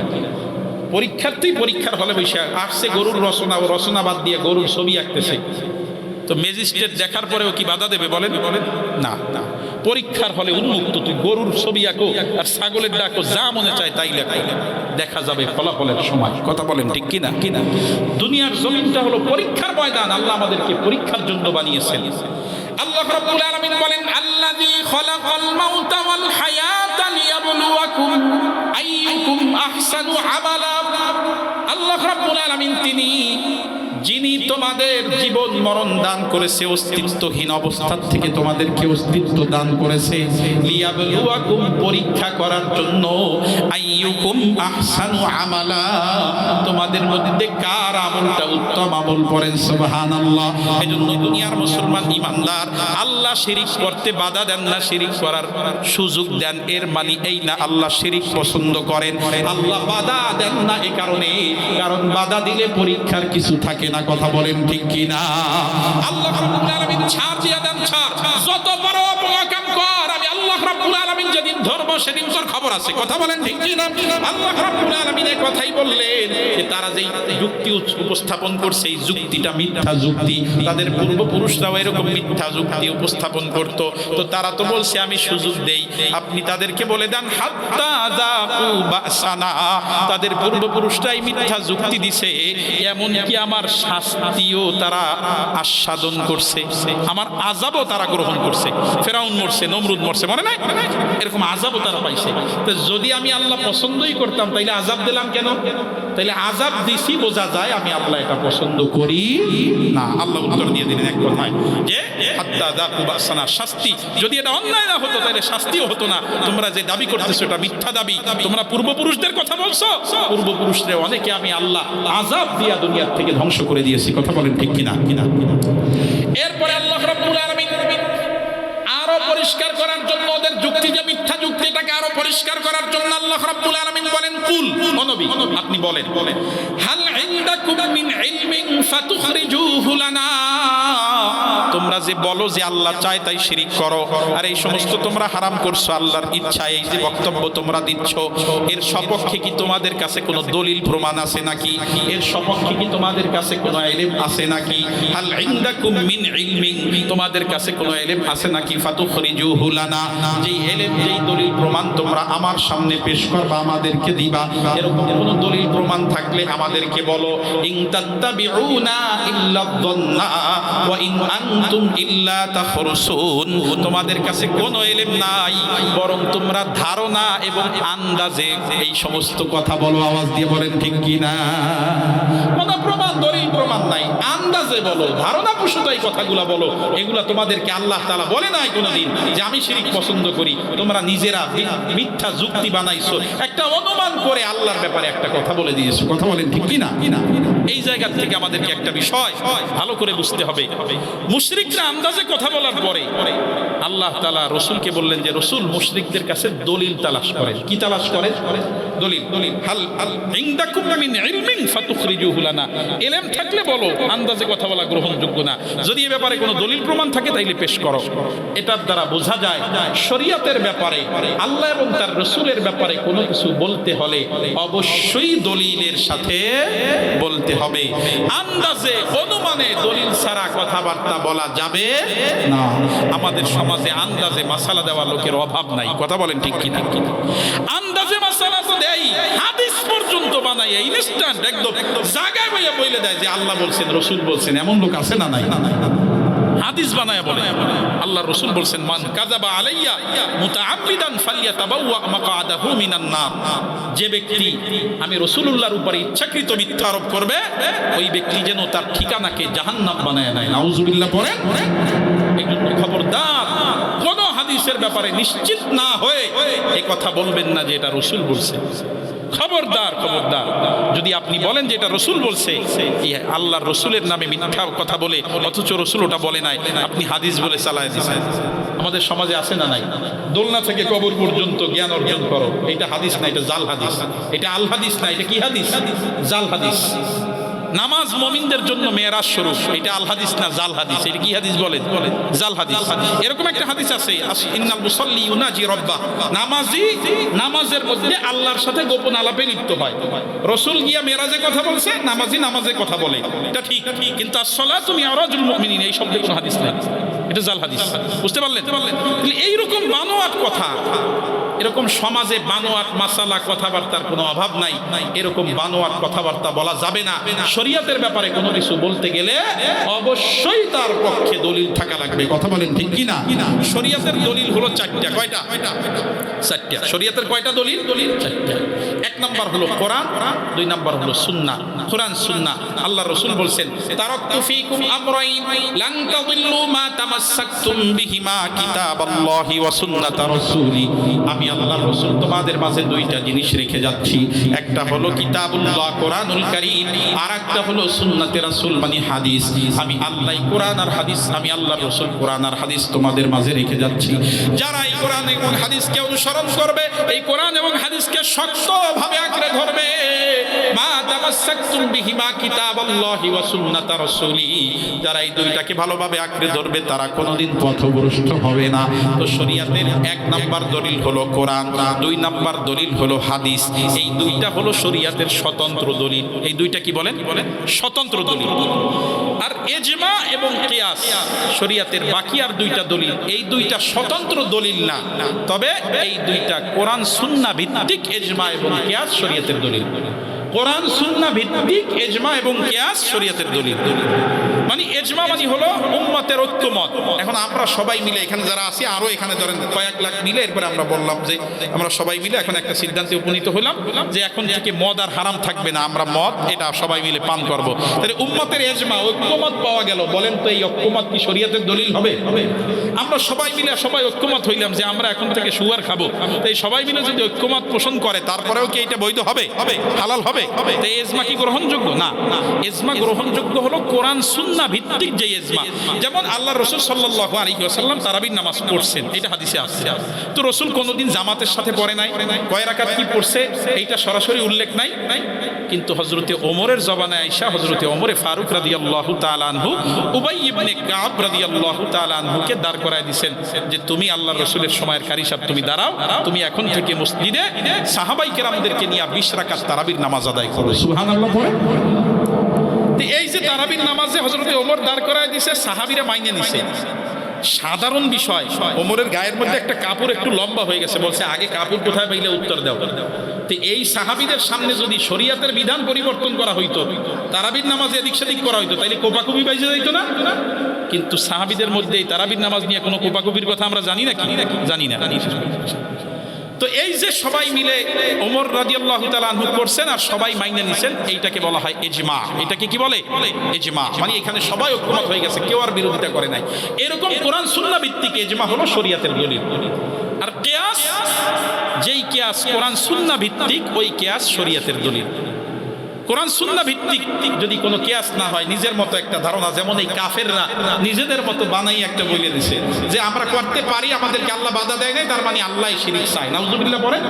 এইরকম কিয়াস করলে চলবে না, কোরআন সুন্নাহ ভিত্তিক কিয়াস হতে হবে। যেমন বিড়ি খাবো, তারপরে গাঁজা, ইয়াবা, বাবা, এই সমস্ত সরাসরি বিধান কোরআন হাদিসে নাই। কোরআনে মদের কথা আসছে, খমরের কথা। তো এই খমরের কথা ওলামায়ে কেরাম আলোচনা করছেন যে খমর এইটাকে কেন হারাম করা হয়েছে? হারাম করা হয়েছে এর মধ্যে নেশা আছে, সুতরাং নেশার কারণে খমর হারাম। তো নেশাজাত দ্রব্য যা আছে এই সমস্ত নেশাজাত দ্রব্য হারাম। কথা বলেন না, ঠিক কিনা? এইটা হলো কোরআন সুন্নাহ ভিত্তিক কিয়াস। এই কিয়াস হলো শরীয়তের দলিল। তো শরীয়তের দলিল কয়টা? 4টি। 1 নাম্বার কোরআন, 2 নাম্বার হাদিস, 3 নাম্বার ইজমা, 4 নাম্বার কিয়াস। কোরআন সুন্নাহ স্বতন্ত্র দলিল, ইজমা কিয়াস স্বতন্ত্র দলিল না। মানে খালি ইজমা হইলেই, কিয়াস হইলেই দলিল হবে না। কোরআন সুন্নাহ ভিত্তিক ইজমা এবং কিয়াস শরীয়তের দলিল। কথা বলেন ঠিক কিনা? তো কোনো কথা বানায়া বলা যাবে না, সব কথাগুলো হতে হবে দলিলের আলোকে। আল্লাহ তাআলা বললেন যে নবী আপনি বলে দেন যে তোরা যে উল্টাপাল্টা দাবি করতেছো এর পক্ষে কি দলিল আছে আমাদের সামনে পেশ কর। না, এর কোনো দলিল নাই, আন্দাজেই কথাগুলো বলছো। এরপরে আল্লাহ রাব্বুল আলামিন বলেন কুল ফালিল্লাহিল হুজ্জাতুল বালিগা ফালাউ শাআ লাহাদাকুম আজমাইন। ও নবী আপনি ওদেরকে বলে দেন ওরা আমার সামনে যুক্তি দেখাইতে আসছে, আর এই যুক্তি তর্ক, এই যুক্তি শাস্ত্র তৈরি করছি তো আমি আল্লাহ। আমি আল্লাহর কাছেই হলো পূর্ণাঙ্গ দলিল প্রমাণ। আমার সাথে এই সমস্ত যুক্তি দিয়া চলবে না। ফালাউ শাআ লাহাদাকুম আজমাইন। আমি আল্লাহ চাইলে সবাইকে হেদায়েত দিতাম। আমি আল্লাহ যদি ইচ্ছা করতাম সবাইকে হেদায়েতের উপরে আনতাম, কিন্তু তাহলে দুনিয়ার কোনো খেলা থাকতো না। এটা তাহলে বাধ্যতামূলক হয়ে যেত। ফেরেশতারা যেমন বাধ্য, ফেরেশতাদেরকে আল্লাহ তৈরি করছেন নামাজের জন্য, ওই ফেরেশতা মৃত্যু পর্যন্ত নামাজ পড়ে।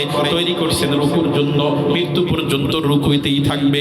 তৈরি করেছেন সেজদার জন্য, মৃত্যু পর্যন্ত সেজদাই থাকবে, ওর কোনো ইচ্ছাই জাগবে না। কিন্তু আল্লাহ রাব্বুল আলামিন মানুষদেরকে এইভাবে বাধ্য করে তৈরি করেন নাই। আল্লাহ তাআলা হক এবং বাতিল, আল্লাহ তাআলা সত্য এবং মিথ্যা, হালাল এবং হারাম, জান্নাতের পথ এবং জাহান্নামের পথ বাতলে দিয়েছেন। আল্লাহ তাআলা এরপরে দেখতে চাইছেন যে কারা আমি আল্লাহর দেখানো পথের অনুসরণ করে। আওয়াজ দিয়ে বলেন ঠিক কিনা? এই জন্য এই যে দাবি করছো যে আল্লাহ চাইবিরা শিরিক করতে পারি না, এই পারতাম না, এই দাবি মিথ্যা। আমি আল্লাহ এমনটা চাই না। আমি আল্লাহ চাইলে সবাই হেদায়েত দিয়ে রাখতে পারতাম, কিন্তু দিনা কেন? কারণ এটা হলো পরীক্ষার ময়দান। এটা কি বলেন? পরীক্ষার ময়দান। এরপরে কোরআনুল কারীমের সূরাতুল আনআমের 150 নম্বর আয়াতে কারিমার মধ্যে আল্লাহ রাব্বুল আলামিন বলেন, কুল হালুম্মা শুহাদাআকুমুল্লাযীনা ইয়াশহাদুনা আন্নাল্লাহা হাররামা হাযা। নিজেরা দলিল প্রমাণ পেশ করতে পারে না, তো আপনি তাদেরকে বলেন যে তোমাদের যদি কোনো সাক্ষী প্রমাণ থাকে যে এইটা আল্লাহ হারাম করছিল, এইটা এরকম শিরিক করতে পারবা, এই পক্ষে এরকম কোনো যদি সাক্ষী প্রমাণ থাকে, তাহলে তাদেরকে নিয়ে আসো, তাদেরকে ডাকো। হালুম্মা, তাদেরকে আহ্বান করো। আল্লাযীনা ইয়াশহাদুনা আন্নাল্লাহা হাররামা হাযা, যারা সাক্ষী দিবে যে আল্লাহ এটা হারাম করছে, ডাকো। বলেন তো এরকম কোনো সাক্ষী পাওয়া যাবে নাকি? আল্লাহ যেটা হারাম করছে এইটার হালালের পক্ষে কোনো সাক্ষী আছে নাকি? এটা আল্লাহ যেটা হারাম করছেন সেটাকে হালালের পক্ষে কোনো সাক্ষী আছে? নাই। তাইলে এই সাক্ষী ডাকতে বলেন। এরপরে আল্লাহ তাআলা রাসূলকে বলতেছেন, ফাইন শাহিদু ফালা তাশহাদ মাহুম। আপনি ওই সাক্ষীদেরকে ডাকতে বললে ওরা মিথ্যা অনেক সাক্ষী বানায় আনতেও পারে, তবে শোনেন আমি যেটা হালাল করছি সেটাই হালাল, যেটা হারাম করছি সেটাই হারাম, এর বিপরীত কোনো সাক্ষী প্রমাণ নাই। যদি ওরা কোনো সাক্ষী নিয়েও আসে, ফাইন শাহিদু, যদি তারা মিথ্যা সাক্ষী দেয়, ফালা তাশহাদ মাহুম, আপনি যেন তাদের সাক্ষী গ্রহণ করবেন না, তাদের সাথে আপনিও যেন ওই কথা বলবেন না। ওয়ালা তাত্তাবি আহওয়া আল্লাযীনা কাযযাবু বিআয়াতিনা। এরপরে আল্লাহর রাসূলকে আল্লাহ তাআলা চূড়ান্ত এক নির্দেশনা দিয়ে দিয়েছেন, কিয়ামত পর্যন্ত আনেওয়ালা সমস্ত মানুষের জন্য এই নির্দেশনা। আর 2 মিনিট আছে, এই 2 মিনিটের মধ্যেই বক্তব্যটা ভালো করে শোনার চেষ্টা করবেন। মুসলমান ঈমানদার আল্লাহ রাব্বুল আলামিন রাসূল সহ দুনিয়ার মানুষদেরকে এই নির্দেশনা দিয়ে দিলেন, ও দুনিয়ার মানুষেরা, ও আল্লাহর হাবিব আপনি সহ দুনিয়ার সমস্ত মানুষেরা শোনো। ওয়ালা তাত্তাবি আহওয়া আল্লাযীনা কাযযাবু বিআয়াতিনা, যারা আল্লাহর আয়াতকে অস্বীকার করে, যারা আল্লাহর আয়াতকে মিথ্যা বলে, যারা আল্লাহর আয়াতকে মিথ্যা বলে, লা তাত্তাবি আহওয়া আল্লাযীনা, আপনি তাদের প্রবৃত্তির অনুসরণ করবেন না। যারা আল্লাহর আয়াতকে মিথ্যা বলে তাদের অনুসরণ করা যাবে না, এই নির্দেশ কি আমার না আল্লাহ? তো এই কথা বললে আমি জঙ্গি হব কেন? বলেন, এই কথা বললে আমি জঙ্গি হব কেন? এই কথা কে বলেছেন? আল্লাহ বলেছেন যে আল্লাহর আয়াতকে যারা অস্বীকার করে আপনি তাদের প্রবৃত্তির অনুসরণ করবেন না। অন্য জায়গায় আল্লাহ রাব্বুল আলামিন ইরশাদ করছেন, ইন্নাল্লাযীনা কাযযাবু বিআয়াতিনা ওয়াস্তাকবারু আনহা লা তুফাত্তাহু লাহুম আবওয়াবুস সামা। সূরা আরাফের পরের সূরায় এই 8 নম্বর পারার 14 নম্বর পৃষ্ঠা আল্লাহ বলেন, ইন্নাল্লাযীনা কাযযাবু বিআয়াতিনা, যারা আমি আল্লাহর আয়াতকে অস্বীকার করে, ওয়াস্তাকবারু আনহা, আল্লাহর আয়াতের ব্যাপারে অহংকার দেখায়। অহংকার দেখায় মানে না, এটার নামই অহংকার। আল্লাহ শয়তানকে বলছিলেন সেজদা দেওয়ার জন্য, আদমকে একটা সেজদা করো, শয়তান একটা সেজদা করলো না, একটা হুকুম মানলো না। আল্লাহ বললেন কি আবা, শয়তান সেজদা দিতে অস্বীকার করছে, ওয়াস্তাকবার, অহংকার করছে। মানে আল্লাহর হুকুম না মানাই হলো অহংকারী। আল্লাহ আসমান জমিনের বাদশা, তিনি আপনাকে একটা নির্দেশ দিচ্ছেন, আপনি মানেন না, আপনার চেয়ে অহংকারী আসমান জমিনের মধ্যে কেউ নাই। কথা বলেন ঠিক কিনা? আল্লাহ আপনার দৈনিক 5 বার মসজিদে ডাকে, আপনি যান না, অথচ এলাকার চেয়ারম্যান যদি 2 বার ডাকে, না গেলে চৌকিদার নিয়ে ধরে পাঠাইবে। কথা বলেন ঠিক কিনা? আপনি যাচ্ছেন না, অহংকার দেখাচ্ছেন। আল্লাহ বলছেন যারা আমার আয়াতকে অস্বীকার করে, না মাইনা অহংকার দেখায়, লা তুফাত্তাহু লাহুম আবওয়াবুস সামা, তারা নামাজ পড়ুক, রোজা রাখুক, যাই করুক না কেন, যত ভালো আমল করুক না কেন, তাদের আমলগুলো আসমানে ওঠার জন্য আসমানের দরজা খোলা হয় না। নাউজুবিল্লাহ। পরে নামাজি খুব সাবধান, খুব সাবধান। আল্লাহর বিধানের ব্যাপারে আপনি সাবধান হন। আপনার ইবাদত আল্লাহর দরবারে ওঠে না, দরজাই খোলা হয় না। এরপরে আল্লাহ বলছেন, আমরা সুদ চিনি না? সুসের ছিদ্র দিয়া কি কোনো গরু ছাগল যাইতে পারবে কোনোদিন? উট কি যাইতে পারবে কোনোদিন? আল্লাহ তাআলা বলেন, ওয়ালা ইয়াদখুলুনাল জান্নাতা হাত্তা ইয়ালিজাল জামালু ফি সাম্মিল খিয়াম। যারা আল্লাহর আয়াতকে অস্বীকার করে তারা যতক্ষণ পর্যন্ত সূচের ছিদ্র দিয়া উট প্রবেশ না করবে ততক্ষণ তারা আল্লাহর জান্নাতে যেতে পারবে না। সূচের ছিদ্র দিয়া উট প্রবেশ করাও অসম্ভব। যারা আল্লাহর আয়াতকে অস্বীকার করে, আল্লাহর আয়াতকে মিথ্যা প্রতিপন্ন করে, তাদের জান্নাতে যাওয়াও অসম্ভব। কথা বলেন ঠিক কিনা? তো আল্লাহ রাব্বুল আলামিন কালামে পাকের সূরাতুল আনআমের কোরআনের 150 নম্বর আয়াতে নির্দেশ দিয়ে দিলেন ওয়ালা তাত্তাবি আহওয়া আল্লাযীনা কাযযাবু বিআয়াতিনা। ও নবী, যারা আমি আল্লাহর আয়াতকে অস্বীকার করে আপনি তাদের অনুসরণ করবেন না। ওয়াল্লাযীনা লা ইউমিনুনা বিল আখিরা, আর যারা আল্লাহর আখিরাতকে অস্বীকার করে তাদেরকেও আপনি অনুসরণ করবেন না। ওয়া হুম বিরাব্বিহিম ইয়াদিলুন, আর যারা তাদের রবের সমকক্ষ বানায় তাদের অনুসরণ আপনি করবেন না। রবের সমকক্ষ যারা বানায় তাদের অনুসরণ করবেন না। মুসলমান ইমানদার, ছোট্ট একটা হাদিস বলি, 1 মিনিট লাগবে। আল্লাহ এই 1 মিনিটে শেষ, ও 11টা, এই যে একটু শেষ করে দিই হাদিসটা।